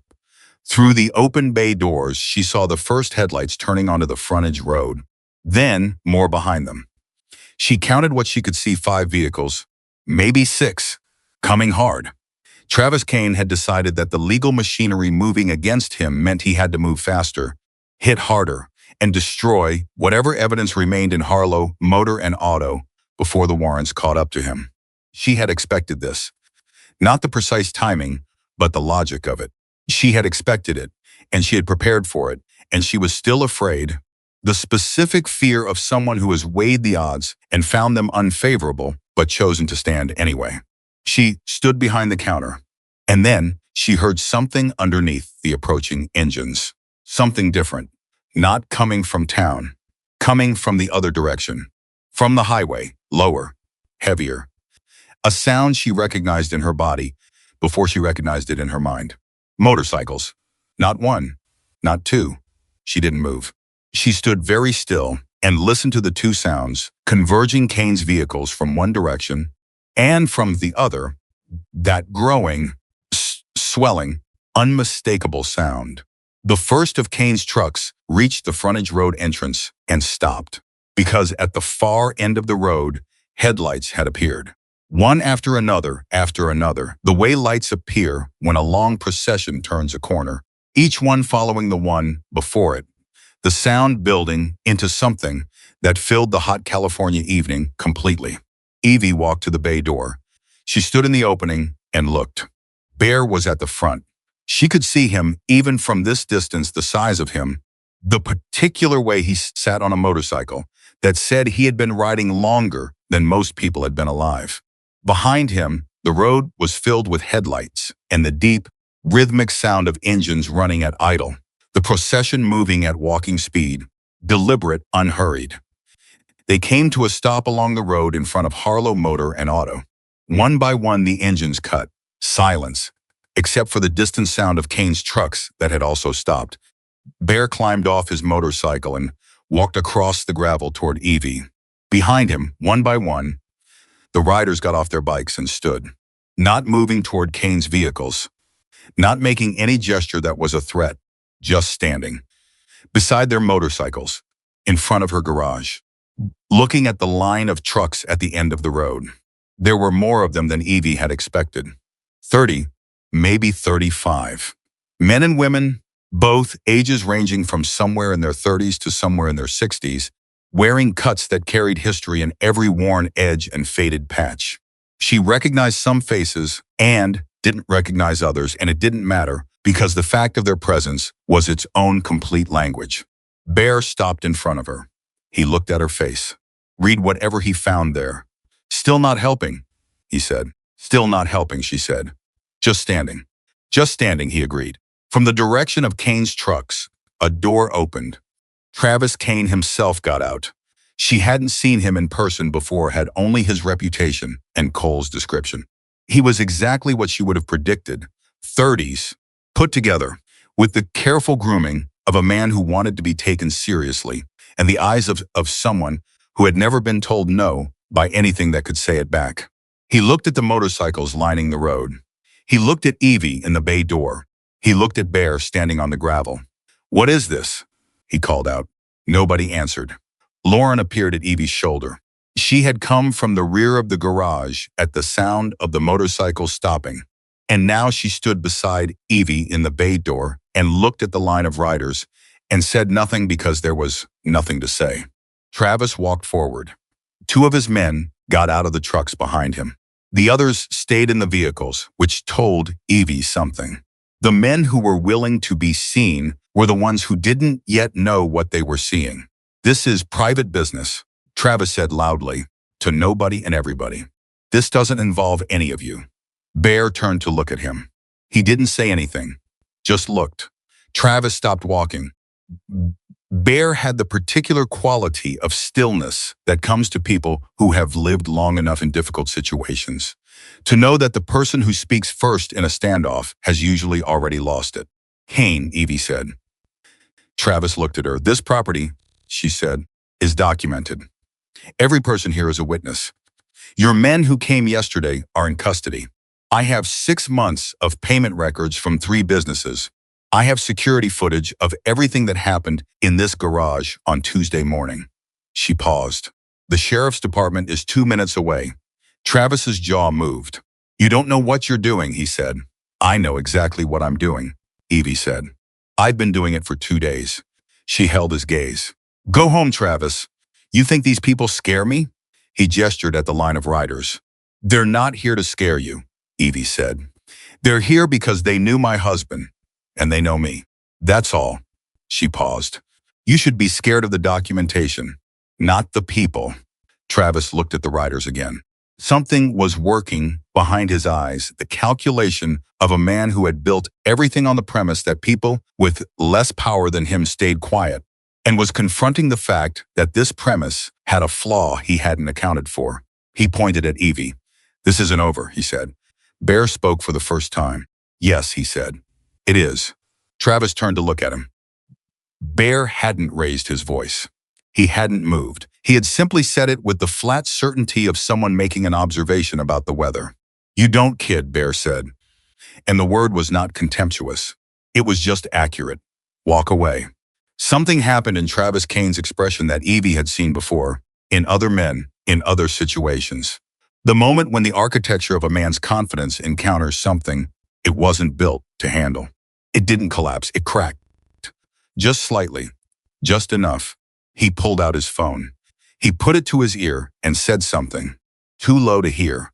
And then, from behind the line of motorcycles, from the highway that ran in both directions from Red Mesa, from the darkness beyond the frontage road lights, came the sound of vehicles. Not Kane's people. Sheriff's cruisers, 3 of them, lights going, coming from the direction of town. A 4th one coming from the highway. They came in fast and pulled up behind Kane's trucks and behind the motorcycles, surrounding the frontage road in a loose perimeter that was entirely clear in its meaning. Deputies got out. The deputy who had been handling Evie's case came directly to her. You all right, he said. Fine, she said. He looked at Bear. He looked at the line of riders. These are friends of Mrs. Harlow, he said, more to himself than to anyone. They're exactly what I told you, Evie said. People who knew my husband. The deputy nodded once.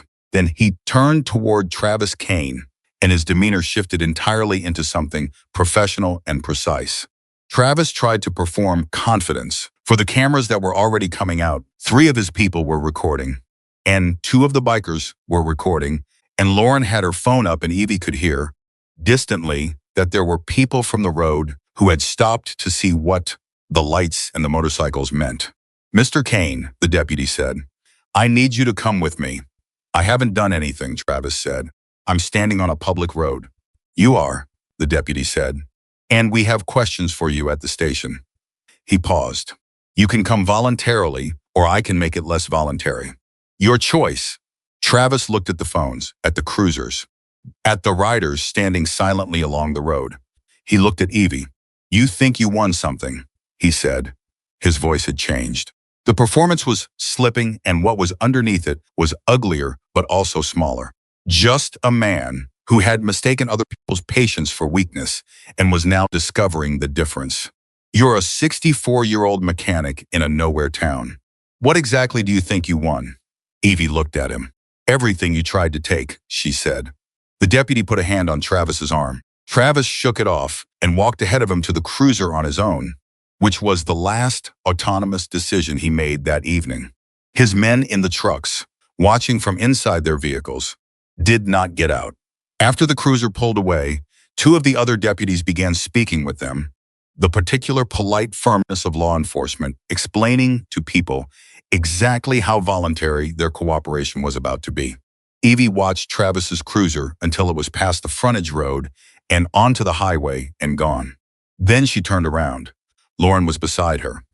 Bear was a few feet back, and behind Bear, the riders along the road were watching her with an attention that was quiet and complete. They hadn't cheered. They hadn't reacted. They had simply done what Bear said they would do, parked, turned off their engines, and stood. That was all. And it had been exactly enough. Evie looked at Bear. For a moment, neither of them said anything. Then Bear's eyes moved past her, through the open bay door, to the third bay, to the canvas in the corner. He could see it from where he stood, just the outline of it in the garage light. His expression shifted. He never finished it, he said. Not a question. He'd seen it when he arrived that morning. No, Evie said. He never finished it. Bear looked at the outline under the canvas for a long moment. His jaw moved slightly, the way it moved when he was working through something that was larger than the words available for it. We used to talk about that bike, he said, him and me. On the road, years ago. He had it all planned out in his head. Every detail. He paused. He used to say it was the machine he was building for the life he wanted to live, not the life he had. The life he was working toward. Evie didn't say anything. He found that life, Bear said. Didn't he? Yes, she said. He did. Bear nodded. He looked at her. Then maybe, he said, that's what we came back for. One of the bikers had moved off the road and was standing a little closer, a woman in her late 50s. Someone Evie half recognized, someone from years ago whose name was on the edge of memory. She caught Evie's eye and just nodded once. The same nod from a dozen others as Evie looked down the line. They weren't asking for anything. They weren't expecting anything. They were simply there, the way people are there when something matters. Lauren put her hand on Evie's arm briefly, then let go. The footage, Lauren said quietly. Everything's still recording. I know, Evie said. She stood in the bay door of Harlow Motor and Auto, her garage. Her husband's garage. The garage they had built from nothing and filled with 25 years of ordinary mornings and hard-won peace. And she watched the deputies finish their work on the frontage road, and she listened to the sound of Red Mesa settling back into itself around her. Inside, behind her, in the third bay, under the canvas, Daniel's motorcycle waited. It had been waiting for 5 years. It had time. The last cruiser left the frontage road at 8:47 that evening. Evie knew the exact time because she had been watching the clock on the parts counter the way she watched clocks when she needed something concrete to hold on to, not because the time mattered, but because numbers were reliable when everything else felt uncertain. 8:47. The red taillights of the last sheriff's vehicle disappeared around the bend in Route 62. And just like that, the frontage road in front of Harlow Motor on Auto was ordinary again.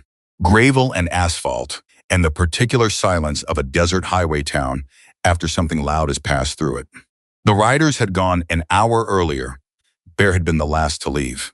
He'd stood with Evie in the bay door while his people mounted up, one by one, engines starting in sequence down the line, and he hadn't said much because he didn't need to. What had needed saying had been said. He put his hand briefly on her shoulder, just his hand.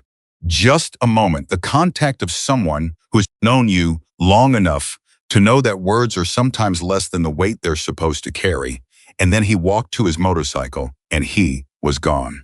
The sound of the procession faded south along Route 62 until it was indistinguishable from the general noise of the highway. And then it was gone entirely. Lauren had made coffee at some point during all of it, and now both cups were cold on the counter. She was sitting on the stool by the parts shelf, with her hands wrapped around hers anyway. Not drinking it, just holding it. Evie locked the bay doors. All three. Methodical. In order, the same way she did everything. Are you okay? Lauren asked. I'm functional, Evie said. That's not the same thing. No, Evie agreed. It's not. She came and sat on the other stool, the one she kept behind the counter for long invoicing sessions, and she picked up her cold coffee and didn't drink it either. The garage was quiet around them. Not the waiting quiet of the past 3 days, the quiet of something concluded, or mostly concluded. The paperwork and the legal process and all the slow machinery of consequence had only just begun. But the immediate thing, the physical threat, the specific fear of vehicles turning onto the frontage road with bad intentions, that part was done. Lauren said, "He's not getting out." "Not for a while," Evie said. "Cole's already in custody. The documentation is solid. Travis made the mistake of threatening me publicly while phones were recording. The deputy said that alone is going to be very useful." So it worked. "The right way works," Evie said. "It's slower and it's less satisfying in the moment, but it holds. Things that hold matter more than things that feel good." Lauren looked at her. "You sound like you're trying to convince yourself." Evie was quiet for a moment. "Maybe a little," she said. They sat with that honesty between them, which was one of the things Evie had come to value about Lauren. Without ever quite articulating, the girl had a precise ear for when something was being said all the way and when it wasn't. "The damage," Lauren said. "The garage. What's the insurance situation?" And there it was. The question that had been sitting in the back of Evie's mind since Tuesday morning, patient and unavoidable, waiting for the more immediate crisis to pass so it could step forward. She had run the numbers twice during the past 2 days. In the margins of moments, the way she ran numbers when she didn't want to face them directly, and did it anyway, because facing things directly was who she was. "The insurance will cover the customer property," she said. "The headlights that were smashed, those were parts in for repair, so there's liability coverage. The structural things, some of the equipment." She paused. "The toolbox, the custom stand Daniel built along the south wall, some of the shelving." Another pause. "The mirror." She didn't finish the sentence about the mirror. She didn't need to. Lauren knew exactly which mirror she meant. "How short?" Lauren asked. "Enough to matter," Evie said. "The deductible alone is going to hurt. And there are things they won't cover, the sentimental things, the built things, the things that were valuable because of who made them, and not because of what they cost." She set her coffee down. "I'm going to be all right. I just need a few weeks to figure out the specifics." Lauren nodded slowly. "Can I see the numbers?" she said. "Why?" "Because I work here," Lauren said. "Because it affects me too. Because I'd like to know what we're actually dealing with." Evie looked at her for a moment. "Tomorrow," she said. "Tonight I'm too tired to look at numbers." "Fair," Lauren said. She stood, stretched, looked around the garage one more time. "Go to sleep, Evie." "I'll try." "Don't try." "Do. You sound like Daniel." Lauren stopped. She looked at Evie carefully, trying to determine whether that was a compliment or a grief or both. "Is that okay?" she asked. "Yes," Evie said, "it is." After Lauren left, Evie sat alone in the locked garage for another 20 minutes. She didn't do anything. She just sat and let the day finish settling through her, the way you wait for sediment to settle in water before you try to see the bottom clearly. Then she went inside. She did not go to the box under the bed. She hadn't needed to, which was something. She fell asleep before 11, which was something else. In the morning, Red Mesa surprised her. She unlocked the garage at 6, the same as every morning, and stepped back to raise the main bay door, and found Maria Santos standing on the gravel with 2 kifon and an expression that said she'd been there for a while. "I didn't want to knock," Maria said. "I figured you were getting ready. How long have you been standing here?" 20 minutes. Evie looked at her. "Come in," she said. Maria came in and looked at the garage, the way people look at places where something significant has happened, with a kind of careful attention, registering the damage and the normalcy in the same sweep. She set 1 coffee on the counter. "I told every customer I had this morning what you did," she said. "I opened at 5:30 and I told all of them." Maria let me finish. She straightened. "I told them about the documentation, about going to the sheriff, about the statements, about all of it, because they should know. Because people in this town have been scared for months, and they should know that someone stood up and it worked, and they don't have to be scared anymore." She paused. 3 people asked me how they could help." Evie was still. "Help with what?" she said. "Help with this."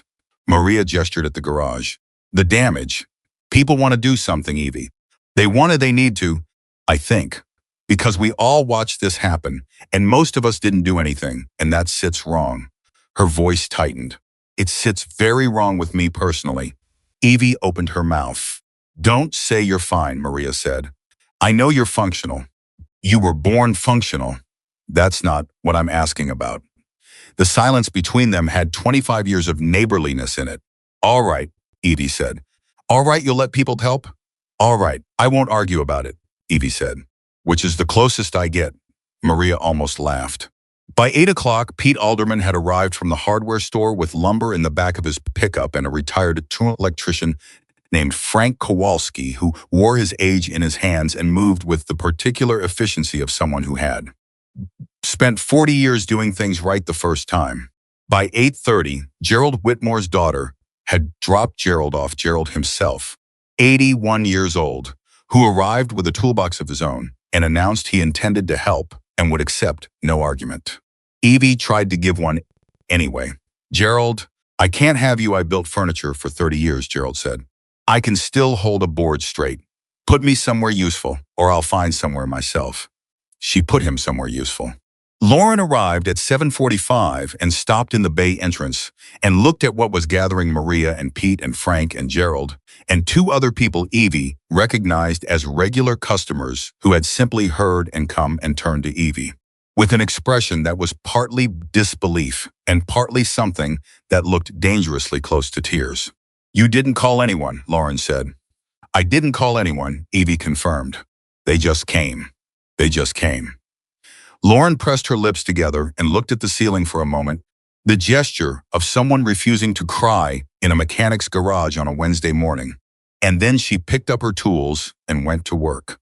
The morning was loud and productive in the way that collective work is loud, not chaotic but layered. Multiple tasks running in parallel, the sounds of different efforts braiding together into something that felt larger than its components. Frank rewired the overhead fixture that Cole's people had damaged on their way through the garage. Pete replaced the shelving along the south wall with material that was frankly better than what had been there before. Gerald held things straight and offered opinions that nobody had asked for and were occasionally correct.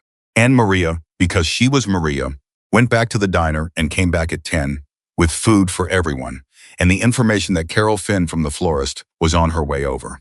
Evie was in the second bay working on an actual customer vehicle, a sedan that had come in the previous day and been set aside for the emergency when Bear arrived. She heard his motorcycle before she saw him, and she set down her tools and came to the bay door. He was alone this time, just Bear on his motorcycle, pulling onto the gravel at a reasonable speed, no procession, no statement.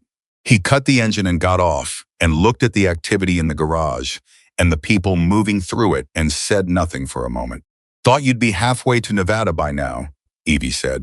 Thought about it, he said. Decided to come back instead. He looked at Pete replacing shelving and Frank at the electrical fixture. Who are all these people, Red Mesa? Evie said. Bear looked at her. The town showed up, she said simply. He nodded slowly. Daniel would have loved this, he said. I know, Evie said. They stood side by side watching the work for a moment. Bear had his hands in his jacket pockets and he was looking around the garage with the slow attention of someone who had known a place once, long ago, through someone else's telling of it, rather than direct experience, and was now seeing it for the first time. His eyes found the third bay. Can I look at it? He said. Evie was quiet for a moment. Don't touch it, she said. I won't. She walked with him to the third bay. The canvas was still over the motorcycle. She had not uncovered it since the morning after the incident, since she had smoothed it back down with both hands and told Lauren not yet. Bear stood in front of it. He could see the shape of it under the canvas, the curve of the tank, the lines of the frame, the way the handlebars sat. He stood with his hands still in his pockets and looked at the outline, the way you look at something that has weight. How far did he get? Bear asked. Mostly done, Evie said. The engine's complete. He'd finished the framework and the tank and the seat. The chrome needed finishing on the front fork. The mirror needed replacing. I bought the replacement 2 years ago, but I never installed it. She paused. And there's some final work on the electrical, the wiring for the headlight. Daniel was particular about wiring, I remember, Bear said. A silence. He talked about it, Bear said. On the phone, a few times, the last couple of years. He said he kept almost finishing it and then finding one more thing he wanted to get exactly right. He paused. I think he liked having something that wasn't done. Something still ahead of him. Evie hadn't thought of it that way. She stood with that for a moment. He didn't finish it because he wasn't finished, she said. Not quite a question. I think so, Bear said. I think as long as that bike was unfinished, he was still working towards something. Evie looked at the canvas. And then he got sick, she said. And then he got sick, Bear said. And you've kept it the same way he left it. Because finishing it would mean that he's not coming back to finish it, Evie said. Yes. The words had the quality of something said, out loud for the first time, even though she had known them for 5 years. Some truths take a long time to make it from the place you carry them to the place where language lives. Bear didn't say anything. He reached into his pocket and took out a wrench, a specific wrench, an old one, the kind that had been made before the era of disposable tools, heavy and well-balanced and clearly used over many years. He held it for a moment and then set it on the workbench beside the motorcycle, handle toward Evie. He looked at it. That's not mine, she said. I know, he said. It was mine. I'd like it to be the one that finishes the job. Whenever you're ready. He paused, or never, if that's what you decide. Either way, I'd like it to stay here. Evie looked at the wrench on the workbench. She did not pick it up, but she didn't move it either. Thank you, she said. Bear nodded. He looked at the canvas one more time. Then he turned and walked back toward the main bay, toward the sounds of work and voices, and after a moment, Evie followed him. The afternoon brought something she hadn't expected. Lauren came to her at 2 o'clock with a piece of paper, not her own handwriting, someone else's, and an expression that was careful and direct in equal measure. I need to show you something, Lauren said. It was a figure, a dollar amount. Written below it were replacement cost. Where did this come from? Evie said. Maria, Lauren said. She talked to people this morning. Not in A, she didn't ask anyone for anything. She just told people what was damaged and what it would cost, and then she didn't say anything else. Lauren paused. By noon there was enough. More than enough. Evie stared at the paper. I can't take money from It's Not Charity, Lauren said. Her voice was firm. The firmness of someone who had thought through how to say this and had decided not to soften it. Maria said, and this is almost exactly what she said. I wrote it down. She said, this is not charity. This is Red Mesa paying a debt it owed Evie Harlow for a long time. For every car fixed on credit. For every family she let run a tab through the winter. For every stranded person on Route 62 she got back on the road. Lauren held out the paper. She said you gave this town 25 years of choosing people over profit. This is them choosing you back. Evie looked at the paper for a long moment. She thought about saying no. She thought about Daniel, who would have said no automatically and then spent 3 days reconsidering it and arrived at yes. She had watched that process enough times to know its shape. She took the paper. She didn't say anything for a moment. Then, tell Maria thank you. Tell her yourself, Lauren said. She's in the waiting area eating her own pan dulce and pretending to read a magazine. Evie almost smiled. She went to the waiting area. Maria put down the magazine she had not been reading and looked at her. I don't know how to accept things gracefully, Evie said. I know, Maria said. I've watched you try for 25 years. I'm working on it. I know that too, Maria stood. She was about the same height as Evie, which meant they were eye level, which meant Maria could see exactly what she was looking at and didn't look away. You did something hard the right way, Evie. You protected all of us by protecting yourself first. That's not a small thing. People in this town know what it cost. Evie's jaw was tight. He would have liked this, she said, meaning Daniel. The whole thing, the people in the garage, the town showing up, Maria with her pan dulce and her direct eyes. I know he would have, Maria said. He would have shaken everyone's hand individually and remembered all their names and made them feel like they'd done him the favor. He would have, Evie agreed. Maria hugged her. A brief hug, direct, complete. Then she picked up her pan dulce and said she had a dinner service to run and left. It was 3:30 in the afternoon. What happened next came from a direction Evie hadn't been watching. Lauren found her in the bay and said, "The deputy called. He wants you to know Travis Kane gave a full statement this afternoon. He named 6 other operations across Riverside County that were running the same structure. Names, locations, collection amounts." Evie set down her tools. "He flipped," she said. "Completely," Lauren said. "The deputy said the DA's office is very happy. He said," she looked at her notes. "He said, and I'm quoting, 'Mrs. Harlow's documentation was the foundation that made everything else possible. He wanted you to know.'" The foundation. Evie thought about all the mornings she had unlocked this garage and fixed things and extended credit and paid attention and written nothing down, because you don't write down the ordinary life you're trying to build. You just live it. And then, when something came for it, all of that ordinary life became the thing it couldn't get past. "That's good," she said. "That's very good." "There's more," Lauren said. "Bear is in the 3rd bay." Evie turned. "I told him not to touch." "He's not touching anything," Lauren said quickly. He's sitting in there, on the floor, against the wall. He's been in there for about 20 minutes, and I didn't know if I should tell you or leave it." Evie walked to the 3rd bay. Bear was sitting on the floor, with his back against the south wall, his long legs stretched out, his arms resting on his knees. He was looking at the canvas-covered motorcycle, not doing anything, just looking. He heard her come in, but didn't look away from the bike. "I owe you something," he said.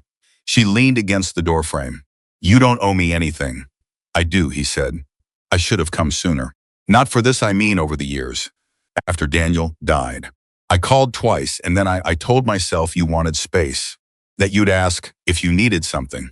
He paused. "That was easier than coming." "Bear, I'm not looking for forgiveness," he said. "I'm just saying it out loud because it's true and it should be said." He finally looked at her. "You've been doing this alone for 5 years. The garage, the grief, all of it. And I know you chose that. I know you're capable of it. But choosing to do something alone and needing to do it alone are different things." Evie was quiet. "I know," she said. "He asked me to check on you," Bear said. "Daniel, near the end, he made me promise." He looked back at the motorcycle. "I told myself calling twice was checking on you." "It was," Evie said. "It wasn't enough." She came into the bay and sat on the stool near the workbench, the one she used when she was working on something delicate that required time. She looked at the canvas with him. "He made everyone promise things near the end," she said. "Me, you, probably others." He was thorough. A pause.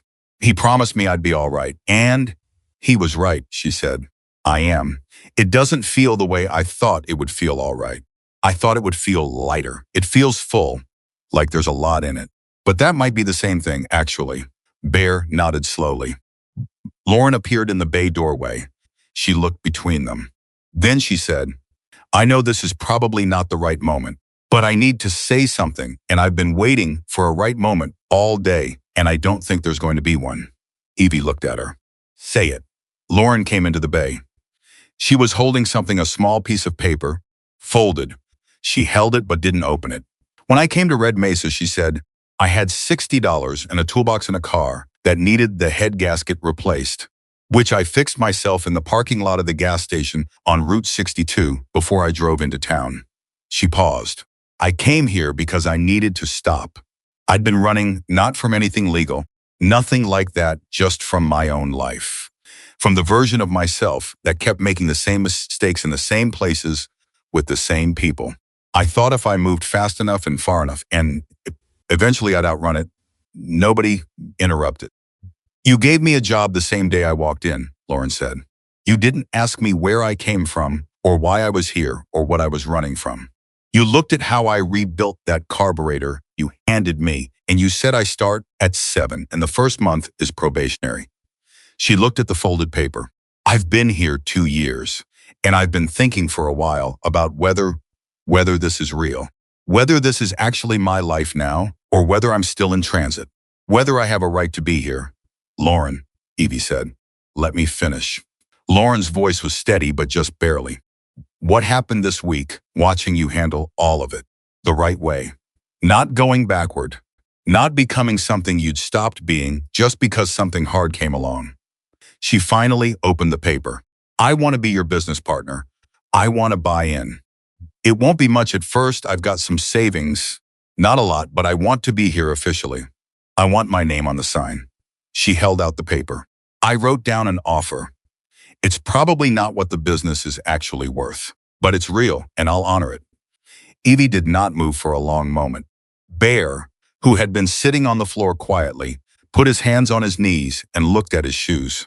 Lauren, Evie said. I wasn't going to. Lauren looked up. I was going to say, Evie said, that you don't need to buy in. You've already been keeping this place running for 2 years. Half of what this garage is right now is because of your work. She paused. But if you want your name on the sign, I think that should happen because it's right, not because you paid for it. Lauren's jaw was tight. I want to pay for part of it, she said. I need to. I need it to be a thing I chose and built, not a thing that was given to me. Evie understood that completely. She took the paper from Lauren's hand, looked at the figure. We'll negotiate, she said. In the morning, with coffee, like reasonable people. And we'll get something in writing that's fair to both of us. Okay, Lauren said. Her voice had cracked slightly on the single syllable. Okay, Evie said. Bear stood up from the floor, slowly, with the measured effort of a man who had been sitting on concrete longer than was advisable at 58. He brushed off his jeans. He looked at Lauren. Good for you, he said simply. Lauren nodded, pressing her lips together. He looked at Evie. I'm going to head out, he said. I'll be back sometime. Not because you need me to be. Just because he looked at the canvas-covered motorcycle one more time. Because the people worth coming back to are worth coming back to. Evie walked him to the bay door. At the edge of the gravel, he stopped and turned. You know what I kept thinking about, he said. When I was riding up here, I kept thinking about that last conversation I had with Daniel. The last real one, before he got too sick for long conversations. He paused. He said the thing he was most proud of his whole life wasn't the machines he built or the roads he rode. It was that he found a way to live that let him wake up every morning and like who he was. He looked at Evie. He said you taught him that. Evie was very still. He taught me, she said. He said you taught each other, Bear said. He was specific about it. He was always specific. He got on his motorcycle. Take care of your garage, Evie. Take care of yourself, Bear. He started the engine and pulled out and was gone down Route 62. Evie stood in the bay door and listened till the sound faded completely. Behind her, the garage hummed with the end of the day's activity. Frank Kowalski was finishing the last of the electrical work, talking to Gerald about something Evie couldn't quite hear. Lauren was sweeping the bay floor, the long, steady rhythm of the broom on concrete. The damage was mostly repaired. What wasn't repaired was documented and scheduled. By tomorrow, the garage would look like it always had not, because the thing that happened to it would be erased, but because the people who cared about it had refused to let it stay broken. Evie walked to the third bay. She stood in front of the canvas. She looked at the shape underneath it, the tank, the frame, the handlebars. She picked up Bear's wrench from the workbench, held it. The weight of it was exactly right. The way a well-made tool always felt like it weighed exactly what it should and no more. She set it back down.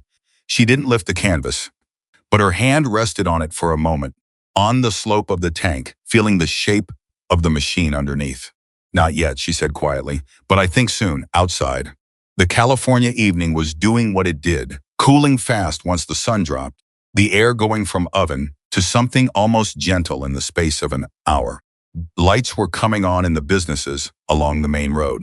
The diner, where Maria would be running dinner service.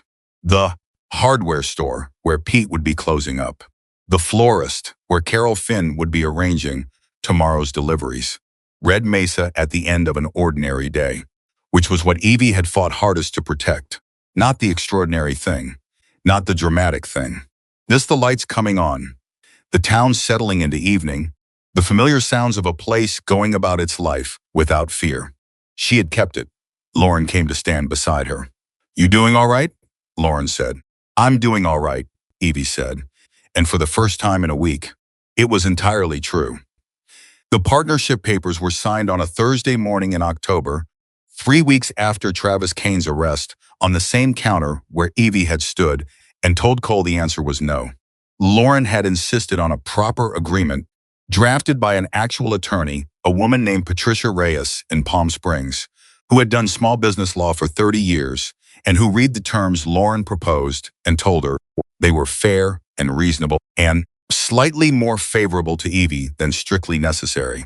Lauren said she knew that. Patricia said good and drew up the documents. Evie signed without ceremony. Lauren signed with a hand that was almost steady. They shook hands across the counter because that was how Evie closed things, with a handshake, and Lauren had learned in 2 years that this was not a formality but the actual weight-bearing structure of an agreement between them. Harlow and Hayes Motor, Lauren said. She was reading the letterhead on the top copy of the agreement. That's real. It's been real for 2 years, Evie said. Now it has paperwork. Paperwork matters. Paperwork matters, Evie agreed. The first customer of the day pulled onto the gravel at 7:12, which was Gerald Whitmore's daughter, with a noise in the left front wheel she'd been ignoring for 2 weeks. Lauren went out to meet her. Evie made a second pot of coffee and listened to the familiar rhythm of the garage starting its day, the bay doors going up, the sound of Lauren talking to the customer, the ordinary morning of a working place that was still standing. Travis Kane had been formally charged the previous week. The DA's office had filed on 7 counts, including extortion, organized criminal activity, and witness intimidation, that last one stemming from Cole's visit to the hardware store after the confrontation at the garage. The visit Pete Alderman had written down. The statement Travis gave, naming 6 additional operations across Riverside County, had apparently been enough to shift his legal situation from straightforwardly catastrophic to merely very bad. His attorney was negotiating. The deputy told Evie this as information she deserved to have and added that regardless of what deal Travis made, the underlying charges against the Black Vipers operation were solid enough that the outcome would be significant. Significant, Evie had repeated. Years, the deputy said. Not a fine, years. Cole Reston had not negotiated.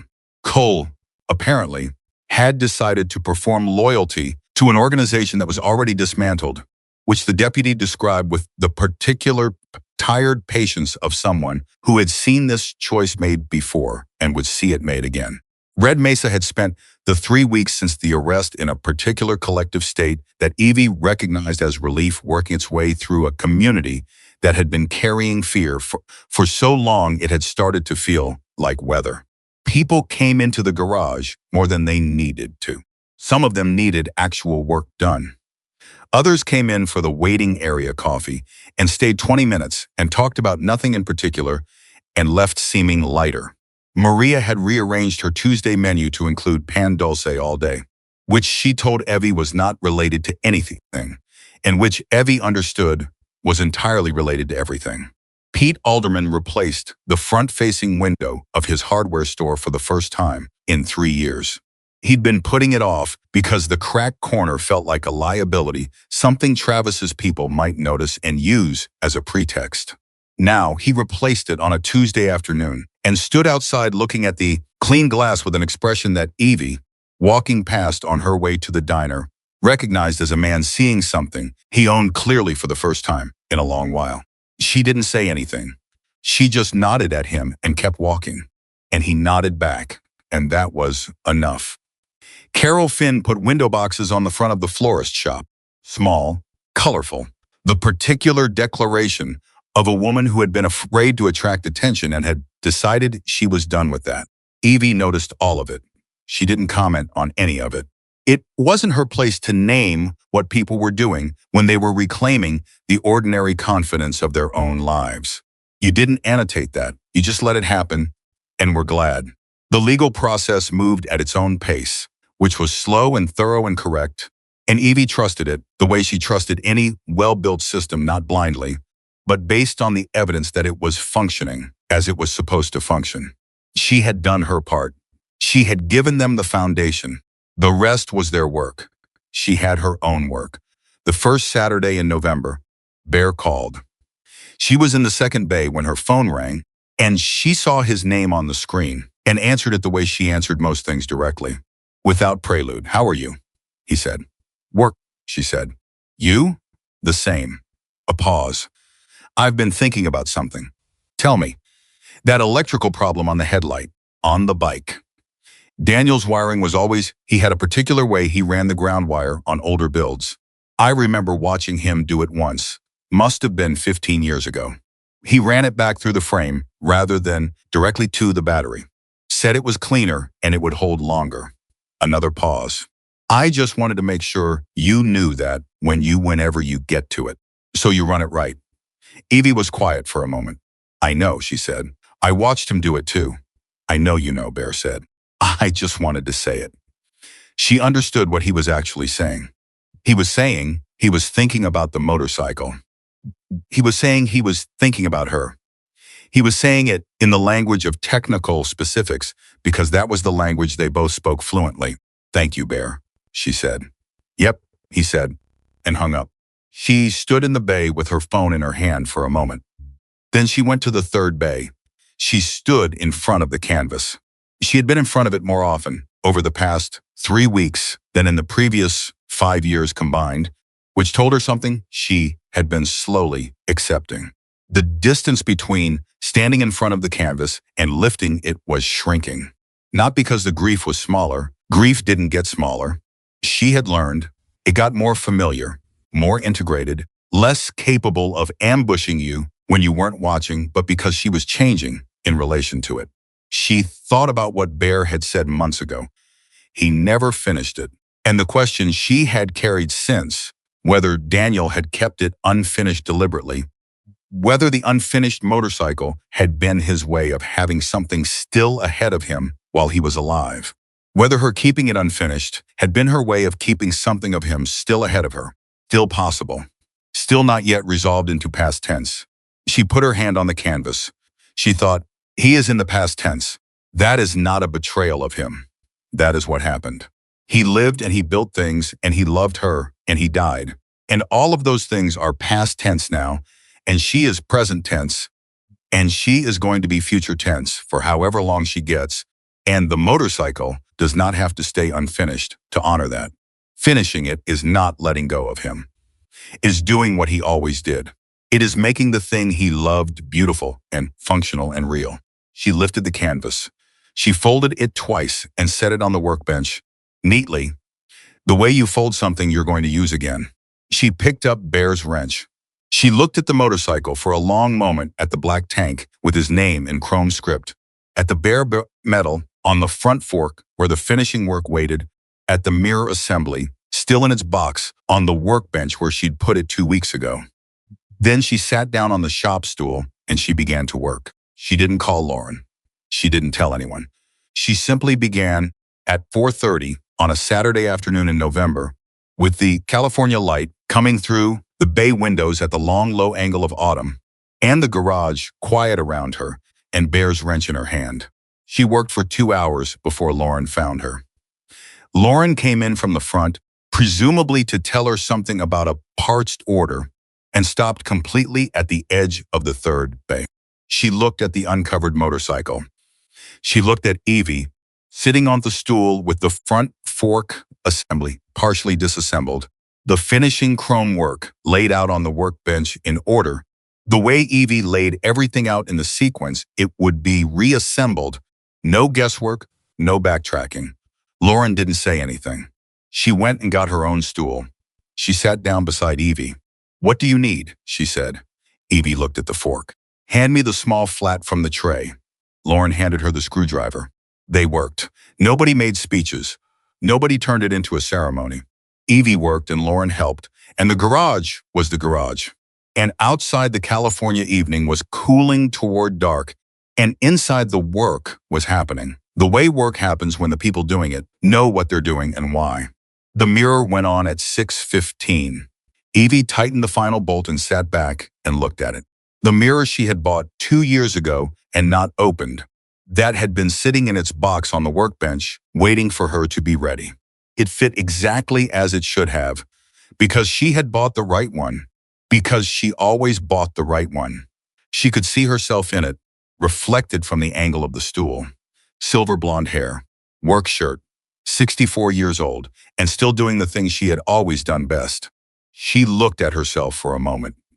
Then she looked past her own reflection at the garage behind her, at the parts counter, and the photograph on the wall and the bays running toward the front, at Lauren sitting beside her with grease on her hands, and the patience of someone who understood that some work is slow, not because it's difficult, but because it matters. The electrical, Evie said. The headlight wiring. That's the last significant thing. Okay, Lauren said. Daniel ran the ground back through the frame. I'm going to need about an hour on it. I'll be right here. Evie ran the ground wire the way Daniel had taught her, the way she had watched him do it on 3 different builds over the years, back through the frame and secured at 4 points, clean and protected and built to last significantly longer than it needed to, because that was how Daniel did things and how she had learned to do them.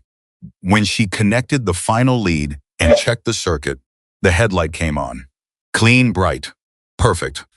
Lauren made a sound that was not quite a word. Evie sat back on her stool and looked at it. The headlight of Daniel's motorcycle lit for the first time, throwing its beam across the garage floor. She pressed her lips together. She was not going to cry. She had made a private decision about that, which was that she had done her crying in the appropriate moments over the past 0.5 years, and this moment was not a crying moment. This was a finishing moment. Those were different. She was mostly successful. Okay, she said. Her voice was slightly rough. Okay, that's the last of it. Lauren put her hand briefly on Evie's back. One moment. Then she moved her hand. Do you want to start it, she said. Evie looked at the motorcycle for a long time. Not tonight, she said. Tonight I just want to look at it. So they did. They sat on their stools in the third bay of Harlow Motor and Auto, and they looked at Daniel's finished motorcycle. Black and chrome, the headlight burning, the name on the tank catching the light the way it always had. And outside the California night was full dark now, and the garage was warm and quiet. Evie thought about Daniel with the particular thought she'd been developing over 5 years, not the sharp, catching grief of early loss, not the deliberate avoidance of later grief management, but something more like company. He was present in the way people remain present in the places they've shaped. He was in the weight of the tools. He was in the layout of the bays. He was in the way Lauren handed Evie things without being asked for them, which Lauren had learned from watching Evie do it for 2 years, which Evie had learned from Daniel doing it for her for 23. He was in the finished motorcycle, which was the last machine he had touched and which she had brought to completion 30 year and 5 years and 2 weeks and tonight. She stayed in the garage until 9 o'clock. Then she went inside, made dinner she didn't particularly taste, and slept 8 hours straight for the first time since before the week Travis Kane's men came to destroy what she'd built. She didn't wake at 2. She didn't lie still counting her breathing. She slept, clean and complete. And in the morning she felt like herself in a way that had a different quality than usual, not better, exactly, but more fully settled, more present tense. She opened the garage at 6. She made coffee. She stood in the third bay looking at the motorcycle. Then she went and got the keys from the pegboard. The ones she had put there the year Daniel died, on a hook by themselves, labeled in her own handwriting, D. She had not touched them in 5 years. She took them off the hook. She wheeled the motorcycle out of the third bay and through the main bay and out through the open bay door onto the gravel. The morning was cold by California standards, somewhere in the high 40s, the kind of clear November morning where the air was sharp and the light was precise and the sky was the particular pale blue of a very early winter. She could see her breath. She stood beside the motorcycle on the gravel. She put the key in. She started it. The engine turned over on the second try. She had checked the fuel, the battery, all the systems, the night before, in the last 15 minutes before she left, and it ran. Daniel's hand-built engine, designed and assembled over 3 years of weekends and late evenings, and the particular creative patience of a man who understood that the best mechanical work is the kind that thinks 50 years ahead. It ran at idle with a sound that was clean and even, not loud, not showy, the sound of something made right. Evie stood beside it and listened to it run. The sound of it moved through her in a way she hadn't expected and couldn't have anticipated, because you can't anticipate the specific sensation of something you love that you thought was gone. It was not exactly like Daniel's voice. It was not exactly like anything she had a word for. It was the sound of his work, running real, present tense. She stood there for 2 full minutes, just listening. Then she got on. She had not been on a motorcycle in 11 years. Her body remembered anyway. The way bodies remember things that were once as natural as walking the balance of it, the particular orientation of weight and contact, the way your hands find the grips without looking. She sat on Daniel's motorcycle on the gravel, in front of Harlow Motor and Auto at 6:20 in the morning, and she put it in gear and she rode it around the block. 1 block. The block that contained the garage and the frontage road and the access road behind and back to the gravel. A circle. Approximately 90 seconds, she came back. She killed the engine. She sat on the motorcycle in the gravel for a moment. Lauren was standing in the bay door. She had arrived sometime in the last 15 minutes and had apparently decided not to interrupt whatever was happening and had simply stood there. She was holding 2 cups of coffee, and her expression had the quality of someone who has witnessed something they will remember for a long time and is still processing what it was. Evie looked at her. "How was it?" Lauren said. Her voice was careful. "Waiting." Evie thought about it. "Like him," she said. "It rides like him." Lauren nodded. "That's the best thing I've heard all year," she said. Evie got off the motorcycle. She did not look back at the highway. She did not feel the pull toward the road, toward the old life, toward any version of herself that was not this version. She felt the opposite of that pull. She felt the particular gravity of a place that belongs to you and that you belong to, and she felt it clearly and without ambivalence.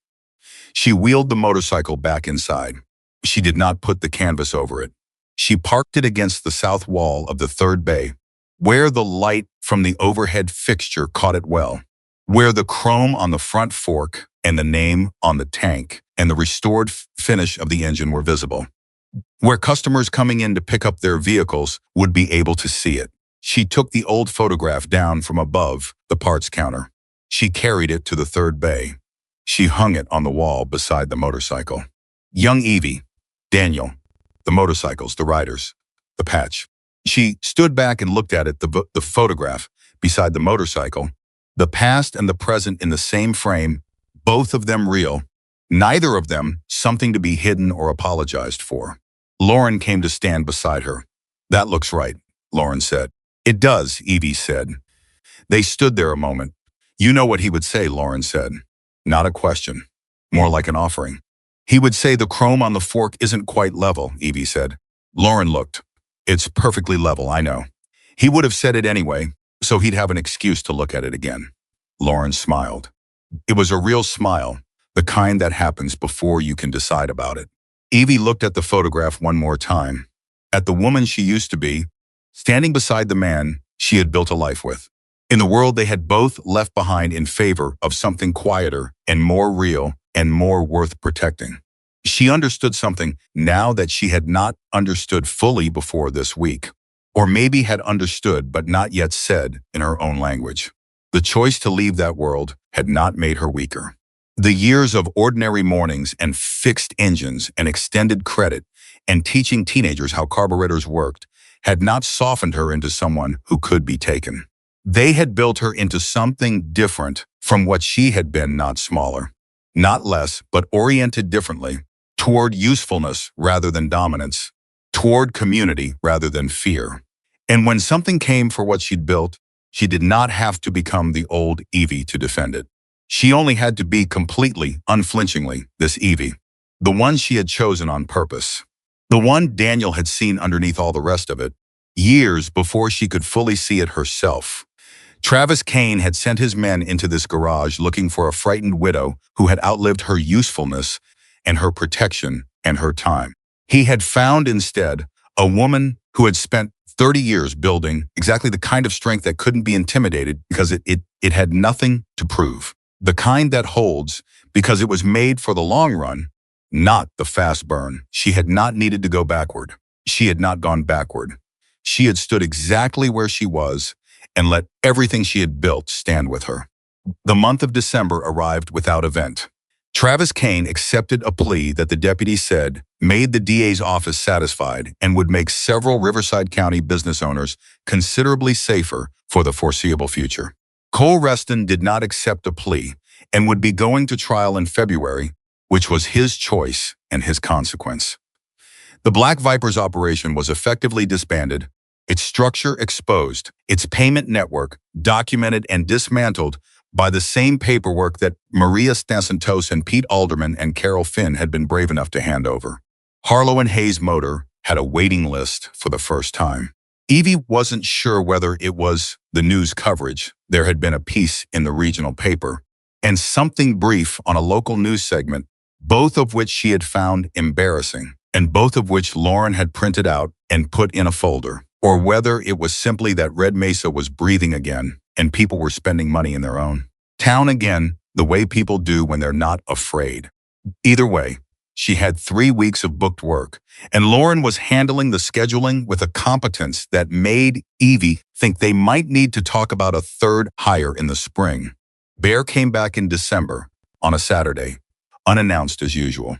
He arrived with a woman named Ruth, who had been part of that world years ago, and who Evie had known slightly, and who now lived in Tucson and did metalwork, sculpture mostly, and who looked at Daniel's motorcycle for a long time without saying anything, and then said quietly that she could see the thinking in it, and that was the highest compliment available. They stayed for 3 hours. They had coffee. Ruth looked at the photograph and named 3 people in it that Evie had not thought about in years. And they talked about those people the way you talk about people who are part of your history, not with grief, not with longing, but with the particular respect for the past that comes from having made peace with it.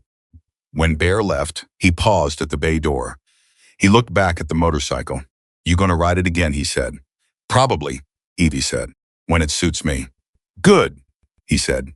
He left. The Saturday before Christmas, Lauren arrived at the garage to find Evie already there, which was not unusual, but also to find Gerald Whitmore there, which was, and Maria Santos, and Pete Alderman, and Carol Finn, and Frank Kowalski, the retired electrician, and 6 other people who were regular customers or neighbors, or simply people who had decided that Saturday morning was a good time to be in this particular place. Evie had made coffee. Several people had brought food. Nobody had formally organized this. It had simply happened the way things happen in a town that has been through something together and is finding its way back to ordinary time gradually. Then, all at once, Lauren came to stand beside Evie. "Did you plan this?" she said quietly. "Absolutely not," Evie said. "Did you know it was going to happen?" "I had a feeling," Evie admitted. "You could have warned me. You would have worried about whether the waiting area was clean enough," Evie said. "It wasn't clean enough," Lauren said. "It's fine," Evie said. "Nobody is looking at the waiting area." They were looking at the garage, at the repaired shelving and the new electrical fixture and the toolbox, reset the way it had always been. Every drawer organized the way Evie organized things by function, in order of frequency of use, so that her hand landed on the right tool without looking, because it had always been in the same place. They were looking at Daniel's motorcycle against the south wall, gleaming and real and finished. They were looking at the photograph beside it. They were looking at Evie. Gerald came over with his coffee and stood beside her and looked at the motorcycle. "Beautiful machine," he said. "He built it right," Evie said. "He built everything right," Gerald said. "That was Daniel." "That was Daniel," Evie agreed. Gerald was quiet for a moment. "You know what I remember most about him?" he said. "About coming here when he was still alive?" "Tell me." "He always seemed genuinely glad to see whoever walked in," Gerald said. "Not performed gladness. Real gladness. Like the fact that you'd come here, specifically, to this garage, on this day, was something he was actually grateful for." He sipped his coffee. "That's a rare thing. Most people are somewhere else in their heads when you walk in. He was always completely here. Evie looked at the motorcycle. He practiced it, she said. Being here. He used to say, he said, presence is a discipline. You have to choose it every single day or you drift. She paused. I thought it came naturally to him. Later I understood he worked at it. Sounds like you learned from him, Gerald said. He learned from me first, she said. We taught each other. Gerald nodded. He patted her arm once, brief, complete, and went to talk to Pete Alderman about something neither of them needed the other's advice on, which was the actual point. At 10:30 the morning broke up naturally, the way good gatherings do, not with an ending, but with a tapering. People finishing their coffee and drifting toward their Saturday business. A round of low-key goodbyes at the bay door, a sense of something completed that hadn't needed to be named to count. The last one out was Maria, who hugged Evie at the door and said, Feliz Navidad, which was what she called Evie when she was being affectionate, which meant roughly, Merry Christmas, old girl, and which Evie accepted as the highest possible compliment from Maria Santos. Then the garage was quiet again. Lauren was already in the first bay starting on the week's first job, the sound of her working steady and real. The motorcycle was against the south wall where it belonged. The photograph was beside it, both of them present, both of them part of what this place was. Evie poured the last cup of coffee. She walked to the bay door and looked out at Red Mesa in the December morning. Cold and bright, the diner down the street with its lights on and its parking lot filling. The hardware store, clean window catching the morning sun. The florist with its window boxes, evergreen now for the season. Small and colorful and entirely Carol Finn's decision. The road coming in from the highway, ordinary and open. She thought about something she had understood, finally, completely, over the course of this week and the weeks that followed. It was not a complicated thought, but it had taken her a long time to arrive at it fully. The men who came to destroy this garage believed that the years of peace had hollowed her out. They saw a widow in a small town who fixed engines and extended credit to struggling families and had the audacity not to pay what was demanded of her. They calculated that without violence or fear to back her up, she was exposed. Soft finished, they had the math entirely wrong. Because every morning she had unlocked this garage for 25 years was not surrender. Every car she had fixed for a family that couldn't fully pay was not weakness. Every year she had chosen the ordinary over the dramatic, the useful over the feared, the real over the performed. All of it was the work. All of it was the life she had fought hardest to build and fight hardest to keep. You don't go through what she had gone through at 22 and come out hollow on the other side. You come out knowing exactly what you're made of, what you're willing to do, and what you've decided not to do anymore. And that last part, the deciding, is not surrender. It is the strongest thing a person can do. She turned away from the door. She walked to the first bay, where Lauren was already deep in the work, moving with the efficient confidence of someone who knew what she was doing and why she was here. What have we got first? Evie said. Brake job on the Camry, Lauren said. Then the alignment on the Silverado. Then Gerald's daughter called about a noise she's been ignoring. She's been ignoring it for 3 weeks, Evie said. I could hear it when she pulled in Saturday. I know. I told her. What did she say? She said she was waiting to see if it would go away on its own. Noises don't go away on their own, Evie said. That's what I told her, Lauren said. Evie picked up her tools. The bay filled with the sounds of work. Steady, layered, real. 2 women who knew what they were doing in the place they had built and chosen and defended and kept.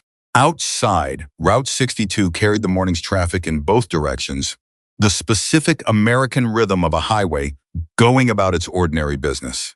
The California winter light came in clean and cold through the open bay doors and landed on the concrete floor, and the chrome of Daniel's motorcycle and the faces of the photograph on the wall. And at 6 o'clock the next morning, and the morning after that, and every morning that followed, the bay door of Harlow and Hayes' motor rose at the same time it always had. Lauren switched on the lights. Evie poured 2 cups of coffee. Daniel's motorcycle gleamed in its corner, where everyone could see it, finished and present and real. And outside, another ordinary American morning began. That was the life Evie Harlow had fought hardest to keep, not because it was easy, not because it was safe, not because it asked nothing of her, but because it was worth every single thing it had ever cost her. She had kept it, and she was not finished keeping it yet.